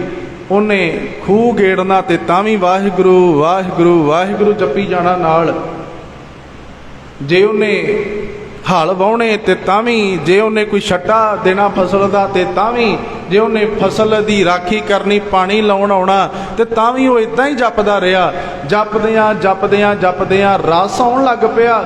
ਜਦੋਂ ਰਸ ਆਉਣ ਲੱਗ ਪਿਆ ਤੇ ਜਦੋਂ ਫਸਲ ਪੱਕੀ ਤੇ ਕੀ ਵੇਖਦਾ ਆ, ਉਸ ਅਕਾਲ ਪੁਰਖ ਵਾਹਿਗੁਰੂ ਨੇ ਇੰਨੀ ਕੁ ਰਹਿਮਤ ਕੀਤੀ, ਜਿੰਨੇ ਕਿਸਾਨ ਜਿੰਨੇ ਜ਼ਿਮੀਂਦਾਰਾਂ ਨੇ ਉਹਦੇ ਨਾਲ ਫਸਲ ਬੀਜੀ, ਉਹਦੇ ਵਰਗੀ ਫਸਲ ਬੀਜੀ, ਉਹਨਾਂ ਸਾਰੀਆਂ ਫਸਲਾਂ ਦੇ ਨਾਲੋਂ ਇਹਦਾ ਝਾੜ ਵਧੇਰੇ ਨਿਕਲਿਆ।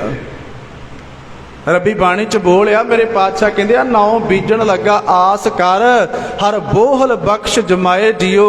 ਬੇਸ਼ੱਕ ਉੱਥੇ ਗੱਲ ਕੀਤੀ, ਪਾਤਸ਼ਾਹ ਮੈਂ ਤੇਰੀ ਭਗਤੀ ਦਾ ਬੋਲ ਲੱਗਾ ਆ ਹੁਣ ਬੀਜਣ, ਮੈਂ ਫਸਲ ਬੀਜਣ ਲੱਗਾ ਤੇ ਹੁਣ ਕਿਰਪਾ ਕਰੀ ਇਹ ਬੋਲ ਤਗੜਾ ਹੋ ਜਾਏ ਤੇਰੀ ਕਿਰਪਾ ਨਾਲ।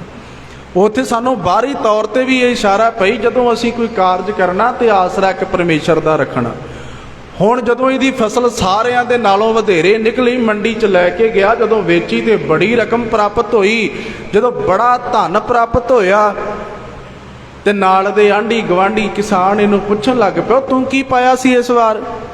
ਤੂੰ ਕਿਹੜੀ ਚੀਜ਼ ਪਾਈ, ਕਿਹੜਾ ਬੀਜ ਬੀਜਿਆ ਸੀ? ਉਹ ਕਹਿਣ ਲੱਗਾ ਬੀਜ ਤੁਹਾਡੇ ਨਾਲ ਦਾ ਬੀਜਿਆ। ਕਹਿੰਦੇ ਨਹੀਂ, ਕੁਝ ਤੇ ਤੂੰ ਵੱਖਰਾ ਕੀਤਾ ਹੋਵੇਗਾ। ਉਹ ਕਹਿਣ ਲੱਗਾ ਕੁਝ ਵੀ ਵੱਖਰਾ ਨਹੀਂ ਕੀਤਾ। ਕਹਿਣ ਲੱਗੇ ਹੁਣ ਫਿਰ ਕਿਵੇਂ ਪਤਾ ਲੱਗੇ ਇਸ ਗੱਲ ਦਾ ਵੀ ਇਹ ਕਿਵੇਂ ਸਾਰਾ ਕੁਝ ਹੋਇਆ? ਤੇਰੀ ਫਸਲ ਸਾਡੇ ਨਾਲੋਂ ਵਧੇਰੇ ਕਿਵੇਂ ਨਿਕਲ ਆਈ? ਉਹੋ ਜਿਹੀ ਜ਼ਮੀਨ ਤੇਰੀ ਆ, ਉਹੋ ਜਿਹਾ ਪਾਣੀ ਤੂੰ ਲਾਉਣਾ ਹੈ, ਉਹੋ ਜਿਹਾ ਹੀ ਅਸੀਂ ਲਾਉਨੇ, ਉਹੋ ਜਿਹਾ ਬੀਜ ਤੂੰ ਪਾਇਆ ਹੈ, ਉਹੋ ਜਿਹਾ ਹੀ ਅਸੀਂ ਪਾਇਆ ਹੈ। ਉਹ ਆਖਣ ਲੱਗਾ ਇੱਕ ਕੰਮ ਮੈਂ ਜ਼ਰੂਰ ਨਾਲ ਕੀਤਾ। ਉਹ ਸਾਰੇ ਉਤਸੁਕਤਾ ਨਾਲ ਕਹਿੰਦੇ ਕਿਹੜਾ? ਕਹਿੰਦਾ ਮੈਂ ਨਾਲ ਇੱਕ ਸਾਧੂ ਆਇਆ ਸੀ, ਉਹ ਇੱਕ ਦਾਤ ਮੈਨੂੰ ਦੇ ਗਿਆ, ਉਹ ਇੱਕ ਲਫ਼ਜ਼ ਮੈਨੂੰ ਦੇ ਗਿਆ ਤੇ ਮੈਂ ਉਹ ਪੜ੍ਹਦਾ ਰਿਹਾ। ਉਹ ਕਹਿੰਦੇ ਲਫ਼ਜ਼ ਪੜ੍ਹਨ ਨਾਲ ਕੀ ਹੋਣਾ ਆ? ਕੋਈ ਸ਼ਬਦ ਪੜ੍ਹਨ ਨਾਲ ਥੋੜਾ ਕੁਝ ਹੋ ਸਕਦਾ ਆ। ਜਿਵੇਂ ਅਸੀਂ ਕਹਿੰਦੇ ਆ ਜੀ ਇਹ ਤੋਤਾ ਰਟਨੇ ਆ ਜੀ, ਇਹਦੇ ਨਾਲ ਕੀ ਹੋਣਾ ਹੈ? ਕਹਿਣਾ ਸ਼ੁਰੂ ਕਰ ਦਿੱਤਾ ਨਾ ਸਾਡੇ ਆ ਪ੍ਰਚਾਰਕਾਂ ਨੇ, ਕਈਆਂ ਨੇ, ਇਹ ਤੇ ਜੀ ਤੋਤਾ ਰਟਨੇ ਆ, ਇਹਦੇ ਨਾਲ ਕੀ ਮਿਲਦਾ ਆ? ਤੇ ਰੱਬੀ ਬਾਣੀ 'ਚ ਮੇਰੇ ਸਾਹਿਬ ਉਹਨਾਂ ਦੀ ਉਦਾਹਰਣ ਦੇ ਕੇ ਸਮਝਾਉਂਦੇ ਆ, ਭਾਈ ਅਜਾ ਮਲ ਨੇ ਆਪਣੇ ਪੁੱਤ ਦਾ ਨਾਮ ਨਾਰਾਇਣ ਰੱਖਿਆ ਸੀ ਤੇ ਆਪਣੇ ਅੰਤਲੇ ਸਮੇਂ ਉਹ ਆਪਣੇ ਪੁੱਤ ਨੂੰ ਆਵਾਜ਼ਾਂ ਮਾਰਦਾ ਹੈ, ਪਰ ਰਸਨਾ ਤੋਂ ਕਹਿ ਰਿਹਾ ਏ ਨਾਰਾਇਣ, ਉਹ ਨਾਰਾਇਣ ਮੇਰੀ ਗੱਲ ਸੁਣ, ਉਹ ਨਾਰਾਇਣ ਮੇਰੀ ਗੱਲ ਸੁਣ। ਤੇ ਉਹਦਾ ਉਹ ਜਪਿਆ ਹੋਇਆ ਨਾਮ ਬੇਸ਼ੱਕ ਆਪਣੇ ਪੁੱਤਰ ਨੂੰ ਆਵਾਜ਼ਾਂ ਮਾਰੀਆਂ, ਪਰ ਉਸ ਨਾਮ ਦਾ ਸਦਕਾ ਰੱਬੀ ਬਾਣੀ ਦਾ ਬੋਲਿਆ, ਅਜਾ ਮਲ ਪਾਪੀ ਜਗ ਜਾਣੇ ਨਿਮਕ ਮਾਹੇ ਨਿਸਤਾਰਾ। ਉਹਦਾ ਵੀ ਨਿਸਤਾਰਾ ਕਰ ਦਿੱਤਾ, ਉਹਨੂੰ ਹੀ ਪਾਰ ਕਰ ਦਿੱਤਾ ਮੇਰੇ ਸਾਹਿਬਾਂ ਨੇ। ਉਹ ਕਹਿੰਦੇ ਲਫ਼ਜ਼ ਪੜ੍ਹਨ ਨਾਲ, ਵਾਹਿਗੁਰੂ ਕਹਿਣ ਨਾਲ, ਗੁਰ ਮੰਤਰ ਪੜ੍ਹਨ ਨਾਲ ਥੋੜਾ ਫਸਲਾਂ ਵੱਧ ਹੁੰਦੀਆਂ ਨੇ।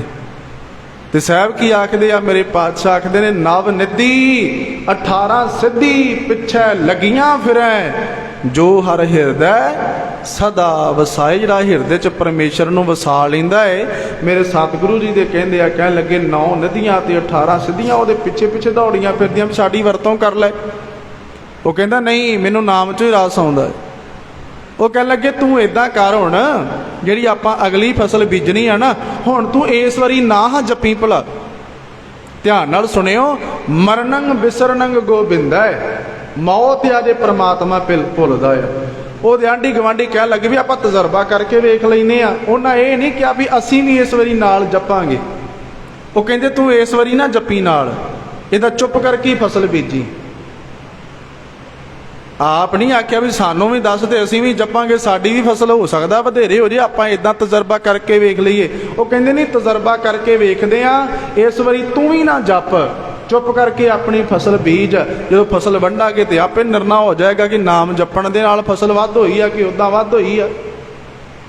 उन्हें जिहड़ा जवाब दिता, हुण मैं कल्ला इहनूं लालच के तौर पर नहीं दस्सण लगा भी नाम जपण दे नाल जिहड़ी आ खेतियां हरियां भरियां हो जांदियां ने। ये ठीक है, वो पातशाह किसी चीज़ की कमी नहीं रहन देंदे, पर इत्थों तक सीमित नहीं रहना। केवल अपने लालचां ते अपने सुखां दियां लोड़ां तक सीमित नहीं रहना। असीं केवल इस करके गुरु घर दे नाल नहीं जुड़ना।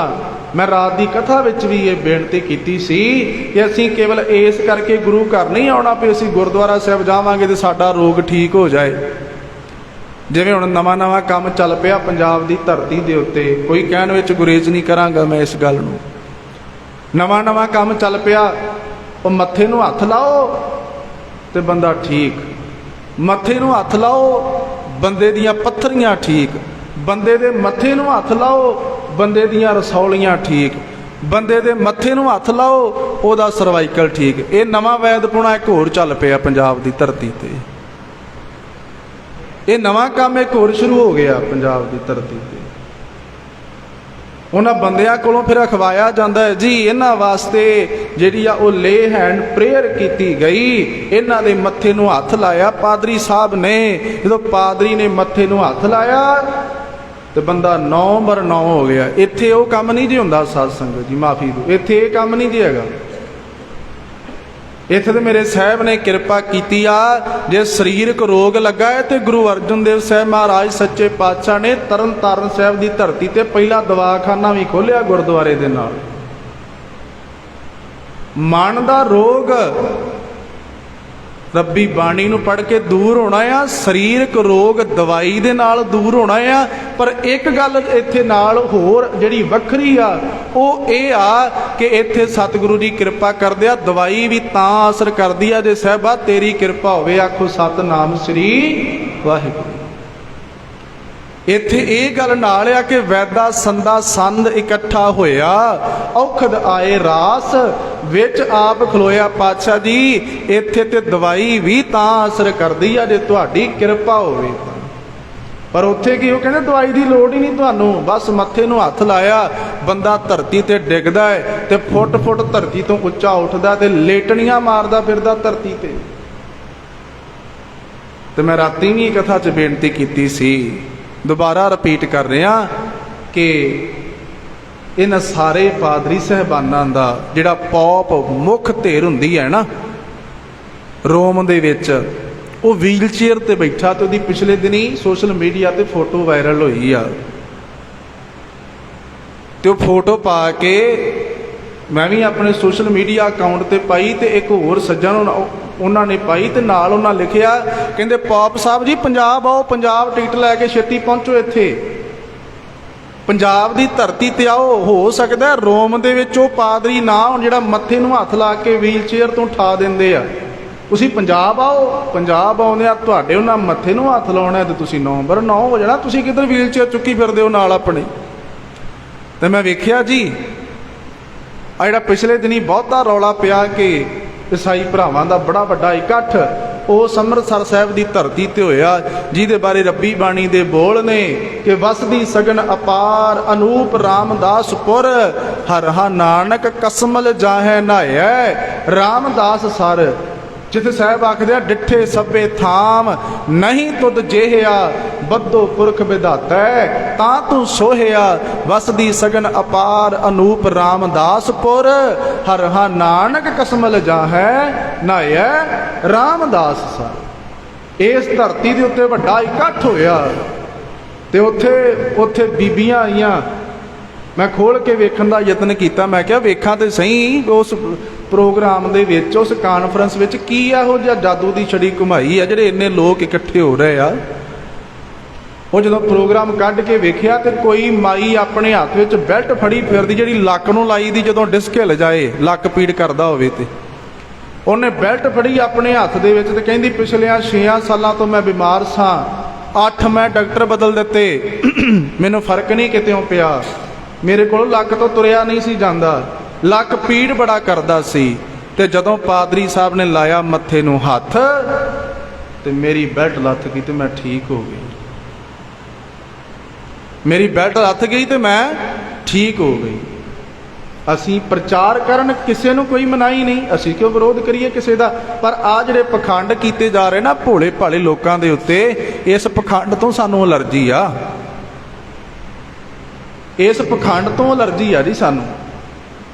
ਜਿਹੜਾ ਗੁੰਮਰਾਹ ਕੀਤਾ ਜਾ ਰਿਹਾ ਆ, ਉਸ ਗੁੰਮਰਾਹ ਕਰਨ ਤੋਂ ਹੀ ਤੇ ਗੁਰੂ ਨਾਨਕ ਸਾਹਿਬ ਮਹਾਰਾਜ ਜੀਆਂ ਨੇ ਵਰਜਿਆ ਨਾ। ਕਿਸੇ ਨੂੰ ਦੁਬਿਧਾ ਵਿੱਚ ਰਹਿਣ ਹੀ ਨਹੀਂ ਦਿੱਤਾ। ਪੰਡਤ ਦਾ ਹੱਥ ਫੜ ਕੇ ਖਲੋ ਗਏ ਮੇਰੇ ਬਾਪੂ ਗੁਰੂ ਨਾਨਕ ਦੇਵ ਮਹਾਰਾਜ ਸੱਚੇ ਪਾਤਸ਼ਾਹ, ਕਹਿੰਦੇ ਕੀ ਕਰਨ ਲੱਗੇ ਹੋ? ਜਨੇਊ ਪਾਉਣ ਲੱਗਾ ਜੀ। ਕੀ ਹੋਊਗਾ ਇਹਦੇ ਨਾਲ? ਤੁਸੀਂ ਧਰਮੀ ਬਣ ਜਾਓਗੇ। ਇਹਦੇ ਨਾਲ ਮੈਂ ਧਰਮੀ ਕਿਵੇਂ ਬਣਾਂਗਾ? ਸਤਿਗੁਰੂ ਸਾਹਿਬ ਮਹਾਰਾਜ ਦੀ ਇੱਕ ਨਵੇਕਲੀ ਸੋਚ, ਸਤਿਗੁਰੂ ਸਾਹਿਬ ਮਹਾਰਾਜ ਸੱਚੇ ਪਾਤਸ਼ਾਹ ਜੀ ਨੇ ਰਹਿਮਤ ਕੀਤੀ, ਤਮਾਮ ਦੁਨੀਆ ਨੂੰ ਇਹਨਾਂ ਬਖੇੜਿਆਂ ਚੋਂ ਕੱਢਿਆ।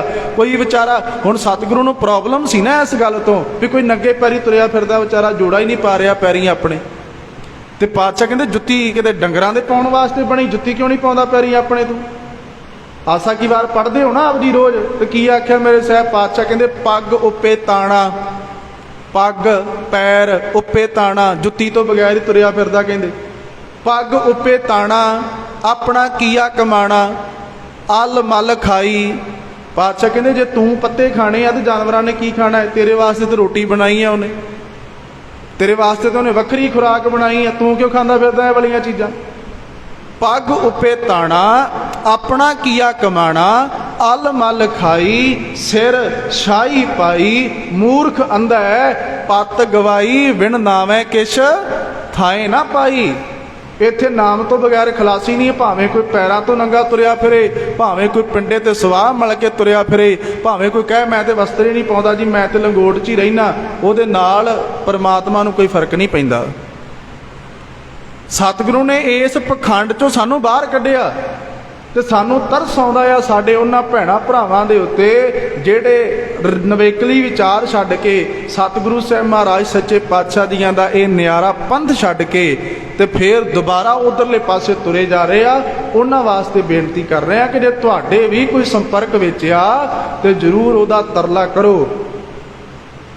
ਜੇ ਕੋਈ ਤੁਹਾਡੀ ਨੌਲੇਜ ਵਿੱਚ ਹੈ ਤੇ ਜ਼ਰੂਰ ਉਹਦੀ ਬਾਹ ਫੜੋ, ਵੇਖੋ ਕੀ ਕਾਰਨ ਆ, ਉਹ ਕਿਉਂ ਇਧਰਲੇ ਪਾਸੇ ਜਾ ਰਿਹਾ ਹੈ। ਹਾਂ, ਆਪਣੇ ਧਰਮ ਦਾ ਉਹ ਪ੍ਰਚਾਰ ਕਰਨ, ਪਰ ਉਹਦਾ ਤਰੀਕਾ ਠੀਕ ਰੱਖਿਆ ਜਾਏ। ਇਹ ਨਹੀਂ ਮੱਥੇ ਨੂੰ ਹੱਥ ਲਾਇਆ, ਮਾਈ ਨੇ ਹੱਥ 'ਚ ਬੈਲਟ ਫੜੀ, ਕਹਿੰਦੀ ਜੀ ਇੰਨੇ ਸਾਲਾਂ ਤੋਂ ਮੰਜੇ ਤੇ ਸਾਂ, ਮੇਰਾ ਤੇ ਮੁੰਡਾ ਰੋਟੀਆਂ ਪਕਾਉਂਦਾ ਸੀ, ਮੇਰਾ ਤੇ ਘਰ ਵਾਲਾ ਰੋਟੀਆਂ ਪਕਾਉਂਦਾ ਸੀ, ਅੱਜ 24 ਦਿਨ ਹੋ ਗਏ ਨੇ, ਮੇਰੀ ਹੁਣ ਬੈਲਟ ਲੱਥ ਗਈ ਤੇ ਮੈਂ ਹੁਣ ਭੱਜੀ ਫਿਰਦੀ। ਤੇ ਦੌੜ ਲਾ ਕੇ ਵਿਖਾਉਂਦੀ ਜੀ ਉੱਥੇ, ਉਹ ਮਾਈ ਦੌੜ ਲਾ ਕੇ ਵਿਖਾਉਂਦੀ ਉੱਥੇ ਬਾਹਾਂ ਖੜੀਆਂ ਕਰਕੇ ਆਪਣੀਆਂ। ਤੇ ਇੱਕ ਬਜ਼ੁਰਗ ਸੀ ਉਹਨਾਂ ਦੇ ਵਿੱਚ, ਗੁਲਾਬੀ ਜੀ ਪੱਗ ਬੰਨੀ ਉਹਨੇ, ਤੇ ਬਜ਼ੁਰਗ ਉਹ ਜਿਹੜਾ ਸਕੰਜਾ ਜਿਹਾ, ਪਤਾ ਨਹੀਂ ਉਹਨੂੰ ਕੀ ਆਪਾਂ ਬੋਲਦੇ ਆ, ਜਿਹਦੇ ਨਾਲ ਕੋਈ ਬਜ਼ੁਰਗ ਬਿਮਾਰ ਹੋਵੇ ਤੇ ਜਿਹਦੇ ਕੋਲ ਤੁਰਿਆ ਨਾ ਜਾਂਦਾ ਹੋਵੇ ਤੇ ਉਹਦੇ ਨਾਲ ਉਹ ਤੁਰਦਾ ਨਾ, ਵਾਕਰ ਜਿਹਾ ਜਿਹੜਾ ਬਣਿਆ ਹੁੰਦਾ, ਉਹ ਬਜ਼ੁਰਗ ਚਿੱਟੀ ਦਾੜੀ, ਸਿਰ ਤੇ ਪੱਗ ਬੰਨੀ। ਇਹਨਾਂ ਗੱਲਾਂ ਤੋਂ ਤਕਲੀਫ ਆ ਨਾ ਸਾਨੂੰ ਵੀ ਸਿਰ ਤੇ ਬੰਨੀ ਹੋਵੇ ਪੱਗ ਤੇ ਨਾਮ ਨਾਲ ਲੱਗਦਾ ਹੋਵੇ ਸਿੰਘ, ਤੇ ਉੱਥੇ ਬੋਲ ਕੇ ਦੱਸਿਆ ਜਾਏ ਕਿ ਇਹ ਸਰਦਾਰ ਜੀ ਦਾ ਇਹ ਨਾਂ ਆ ਜੀ, ਇਹ ਰਿਸ਼ਪਾਲ ਸਿੰਘ ਨੇ, ਇਹ ਜਸਪਾਲ ਸਿੰਘ ਨੇ। ਇਹਨਾਂ ਗੱਲਾਂ ਤੋਂ ਸਾਨੂੰ ਪ੍ਰੋਬਲਮ ਹੁੰਦੀ। ਉਹ ਸਕੰਜਾ ਫੜ ਕੇ ਉੱਥੇ ਖਲੋਤਾ ਹੈ ਤੇ ਉੱਥੇ ਦੱਸਿਆ ਜਾਂਦਾ ਜੀ ਇਹ ਬੜੀ ਦੇਰ ਤੋਂ ਇਹਨਾਂ ਨੂੰ ਪ੍ਰੋਬਲਮ ਸੀ, ਇਹ ਮੰਜੇ ਦੇ ਉੱਤੇ ਪਏ ਹੋਏ ਸਨ, ਇਹ ਆਪਣੀ ਸਰੀਰਕ ਕਿਰਿਆ ਵੀ ਨਹੀਂ ਸੀ ਕਰ ਸਕਦੇ, ਤੇ ਇਹਨਾਂ ਦੇ ਉੱਤੇ ਲੇ ਹੈਂਡ ਪ੍ਰੇਅਰ ਕੀਤੀ ਗਈ, ਇਹਨਾਂ ਦੇ ਮੱਥੇ ਨੂੰ ਐਵੇਂ ਹੱਥ ਲਾਇਆ ਗਿਆ, ਤੇ ਹੱਥ ਲਾਉਂਦਿਆਂ ਸਾਰ ਇਹਨਾਂ ਦਾ ਸਕੰਜਾ ਛੁੱਟ ਗਿਆ। ਤੇ ਉਹ ਬਜ਼ੁਰਗ ਵੀ ਦੌੜ ਲਾ ਕੇ ਵਿਖਾਵੇ ਉੱਥੇ, ਉਹ ਬਜ਼ੁਰਗ ਵੀ ਦੌੜਾਂ ਲਾ ਕੇ ਬਾਹਾਂ ਖੜੀਆਂ ਕਰਕੇ, ਤੇ ਨਾਲੇ ਉਹ ਜੋ ਬੋਲਦੇ ਆ ਉਹ ਬੋਲੇ, ਤੇ ਨਾਲੇ ਉਹ ਦੌੜ ਲਾ ਕੇ ਵਿਖਾਵੇ। ਪਰ ਮੈਂ ਬੇਨਤੀ ਕਰਾਂ, ਇੱਥੇ ਤੇ ਸਤਿਗੁਰੂ ਸਾਹਿਬ ਮਹਾਰਾਜ ਆਖਦੇ ਆ, ਕੇਤਿਆਂ ਦੁੱਖ ਭੂਖ ਸਦ ਮਾਰ, ਇਹ ਪੇਦਾਤ ਤੇਰੀ ਦਾਤਾ। ਇੱਥੇ ਤੇ ਦੁੱਖ ਨੂੰ ਦਾਤ ਕਿਹਾ ਜਾਂਦਾ ਹੈ। ਇੱਥੇ ਤੇ ਬੰਦ ਕਿਵੇਂ ਕਟਾਇਆ ਜਾਣਾ ਹੈ। ਹੁਕਮ ਹੋਵੇ ਬੰਦ ਕੱਟੇ ਜਾਣ ਦਾ, ਤੇ ਜਿਹਦਾ ਕੱਟਿਆ ਜਾਣਾ ਉਹ ਆਖੇ ਗੁਰੂਆ ਕੂਣੀ ਤੋਂ ਥੋੜਾ ਬੰਦ ਹੁੰਦਾ ਹੈ, ਬੰਦ ਤੇ ਪੋਟੇ ਤੋਂ ਸ਼ੁਰੂ ਹੁੰਦਾ, ਤੂੰ ਕਿੱਥੋਂ ਸ਼ੁਰੂ ਕਰਨ ਲੱਗਾ ਹੈ। ਇੱਥੇ ਤੇ ਦੁੱਖ ਨੂੰ ਝੱਲਣਾ ਕਿਵੇਂ ਆ ਉਹ ਦੱਸਿਆ ਜਾਂਦਾ ਹੈ। ਇੱਥੇ ਤੇ 3-3.5 ਸਾਲਾਂ ਦੇ ਬੱਚੇ ਦਾ ਭੁੜਕਦਾ ਹੋਇਆ, ਧੜਕਦਾ ਹੋਇਆ, ਤੜਫਦਾ ਹੋਇਆ ਕਲੇਜਾ ਕੱਢ ਕੇ ਬੰਦੇ ਦੇ ਮੂੰਹ ਵਿੱਚ ਤੁੰਨ ਦਿੱਤਾ ਜਾਂਦਾ ਆ। ਤੇ ਉਹ ਫਿਰ ਵੀ ਅਡੋਲ ਬੈਠਾ ਹੋਇਆ ਆਪਣੀ ਰਸਨਾ ਤੋਂ ਪੜ੍ਹਦਾ, ਤੇਰਾ ਕੀਆ ਮਿੱਠਾ ਲੱਗੈ ਹਰ ਨਾਮ ਪਦਾਰਥ ਨਾਨਕ ਮੰਗੇ। ਇੱਥੇ ਨਹੀਂ ਮੱਥੇ ਨੂੰ ਹੱਥ ਲਾ ਕੇ ਆਖਿਆ ਜਾਂਦਾ ਵੀ ਲੈ ਤੇਰਾ ਰੋਗ ਦੂਰ ਕਰਤਾ, ਬਿਲਕੁਲ ਨਹੀਂ ਜੀ, ਇੱਥੇ ਇਦਾਂ ਹੁੰਦਾ। ਇੱਥੇ ਨਹੀਂ ਇਹ ਵਾਲਾ ਪਖੰਡ ਚੱਲਦਾ। ਇੱਥੇ ਤੇ ਦਾਖਲਾ ਤਾਂ ਮਿਲਦਾ ਆ, ਇਹ ਤਾਂ ਚਲੋ ਅਸੀਂ ਗੱਲਾਂ ਕਰਦੇ ਆ ਵੀ ਦੁਨਿਆਵੀ ਦਾਤਾਂ ਵੀ ਸਤਿਗੁਰੂ ਸਾਹਿਬ ਮਹਾਰਾਜ ਸੱਚੇ ਪਾਤਸ਼ਾਹ ਦੇ ਘਰੋਂ ਸਿੱਖਾਂ ਮੰਗਣੀਆਂ।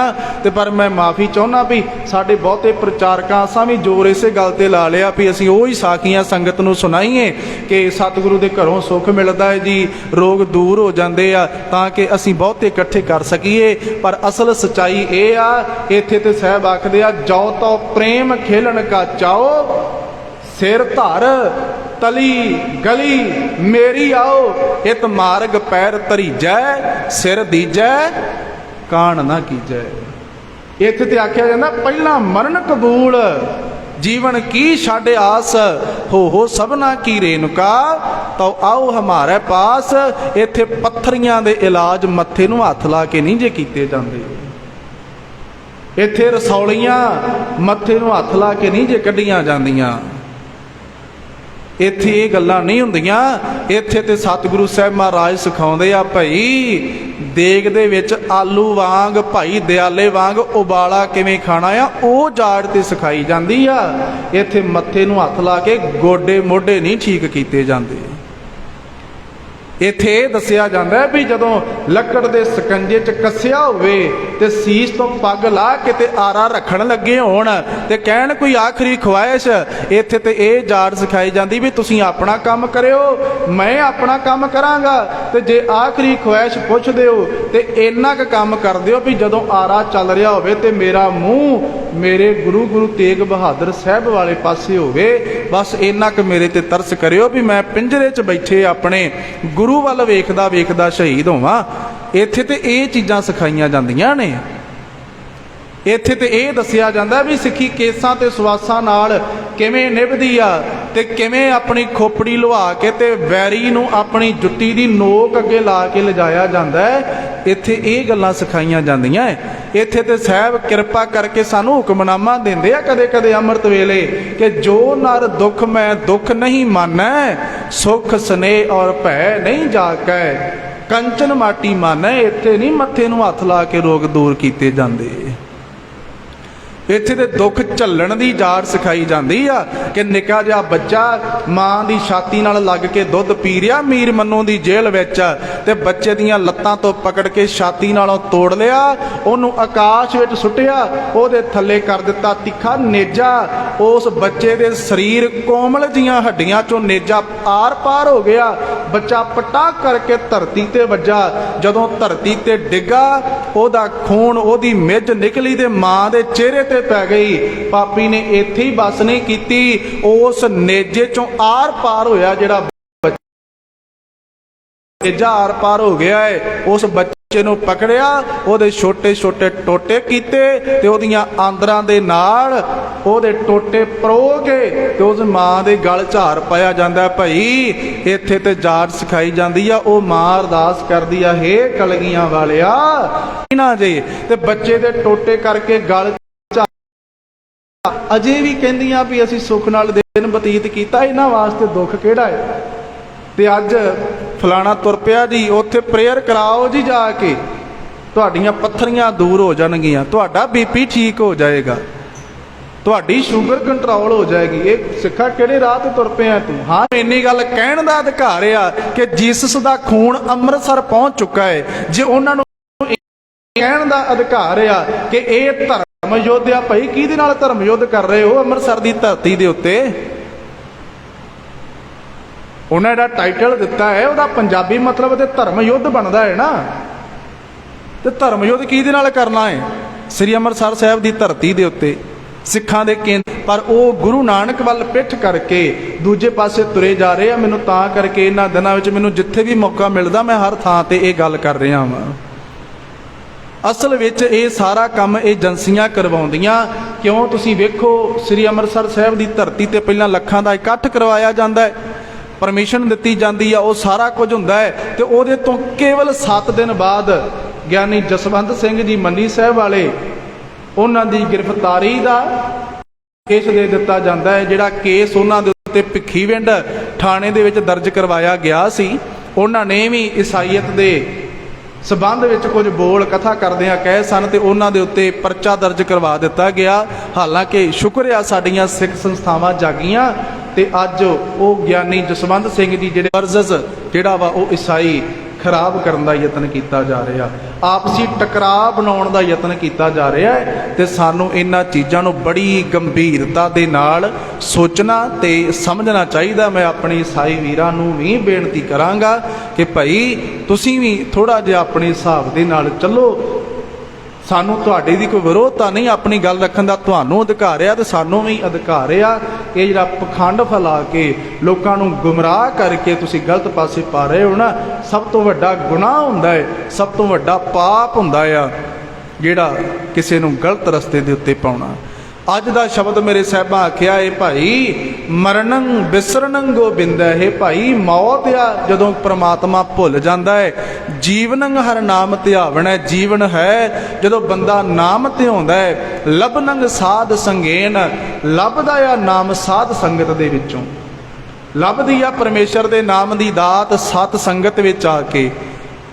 ਜੀ ਕਰਦਾ ਆ ਉਹਨਾਂ ਵੱਲ ਵੇਖ ਕੇ ਨਾਮ ਜਪਣ ਨੂੰ ਜਿਹੜੇ ਉਸ ਅਕਾਲ ਪੁਰਖ ਵਾਹਿਗੁਰੂ ਪਰਮੇਸ਼ਰ ਦੇ ਜੁੜੇ ਨੇ। ਉਹ ਕਿਸਾਨ ਦਾ ਮੈਂ ਤੁਹਾਡੇ ਨਾਲ ਜ਼ਿਕਰ ਕਰ ਰਿਹਾ ਸਾਂ, ਉਹਦੇ ਸੰਗੀ ਸਾਥੀ ਕਹਿੰਦੇ ਆ ਤੂੰ ਇਸ ਵਾਰੀ ਨਾਮ ਨਾ ਜਪੀ, ਵੇਖਾਂਗੇ ਫਸਲ ਵੱਧ ਹੁੰਦੀ ਆ ਕਿ ਘੱਟ। ਪਰ ਉਹਨੂੰ ਨਾਮ ਜਪਦਿਆਂ ਇੰਨਾ ਰਸ ਆਇਆ, ਕਹਿੰਦਾ ਭਾਈ ਹੁਣ ਕੱਲੀ ਫਸਲ ਤੱਕ ਗੱਲ ਸੀਮਤ ਨਹੀਂ ਰਹਿ ਗਈ, ਹੁਣ ਕੱਲੀ ਸੁੱਖਾਂ ਤੱਕ ਗੱਲ ਸੀਮਤ ਨਹੀਂ ਤੇ ਨਾਮ ਦੀ ਦਾਤ ਨਹੀਂ ਲਿਖੀ। ਜਿਵੇਂ ਸਾਰੀ ਧਰਤੀ ਦੇ ਵਿੱਚ ਪਾਣੀ ਆ, ਪਰ ਪਾਣੀ ਕੱਢਣ ਮਸ਼ੱਕਤ ਤੇ ਕਰਨੀ ਪੈਂਦੀ ਹੈ। ਜਿਵੇਂ ਦੁੱਧ ਦੇ ਵਿੱਚ ਮੱਖਣ ਤੇ ਹੈ, ਪਰ ਉਸ ਦੁੱਧ ਦੇ ਵਿੱਚੋਂ ਮੱਖਣ ਕੱਢਣ ਦੇ ਲਈ ਮਸ਼ੱਕਤ ਤੇ ਕਰਨੀ ਪੈਂਦੀ ਆ। ਸਗਲ ਬਨਸਪਤ ਮੈਂ ਬੈ ਸੰਤਰ, ਸਗਲ ਦੂਧ ਮੈਂ ਘੀਆ, ਊਚ ਨੀਚ ਮੈਂ ਜੋਤ ਸਮਾਣੀ, ਘਟ ਘਟ ਮਾਧੋ ਜੀਆ। ਆ ਸਤਿਗੁਰੂ ਦੀ ਕਿਰਪਾ ਦੇ ਨਾਲ, ਸਤਿਗੁਰੂ ਦੀ ਕਿਰਪਾ ਕਰਨ ਸਾਡੀ ਵੀ ਝੋਲੀ ਵਿੱਚ ਨਾਮ ਦੀ ਦਾਤ ਪਾਉਣ। ਸੰਗਤ ਜੀ ਆਪ ਜੀ ਨਾਲ ਵਿਚਾਰ ਕਰਦਿਆਂ ਹੋਈ ਭੁੱਲ ਚੁੱਕ ਦੀ ਖਿਮਾ। ਮੇਰੇ ਕੋਲੋਂ ਬੋਲਦਿਆਂ ਹੋਇਆਂ ਕੋਈ ਲਫ਼ਜ਼ ਵੱਧ ਘੱਟ ਕਿਸੇ ਦੀ ਸ਼ਾਨ ਦੇ ਖਿਲਾਫ ਕਿਹਾ ਗਿਆ ਹੋਵੇ, ਉਹਦੇ ਲਈ ਦੋਵੇਂ ਹੱਥ ਜੋੜ ਖਿਮਾ ਚਾਹੁੰਦਾ ਹਾਂ। ਅਰਦਾਸ ਕਰਿਓ ਸਤਿਗੁਰੂ ਜੀ ਗੁਰਮਤਿ ਗੁਰਸਿੱਖੀ ਦਾ ਪ੍ਰਚਾਰ ਆਪ ਆਪਣੀ ਮਤ ਬੁੱਧ ਬਖਸ਼ਿਸ਼ ਕਰਕੇ ਕਰਵਾਉਂਦੇ ਰਹਿਣ ਤੇ ਜੋ ਕੁਝ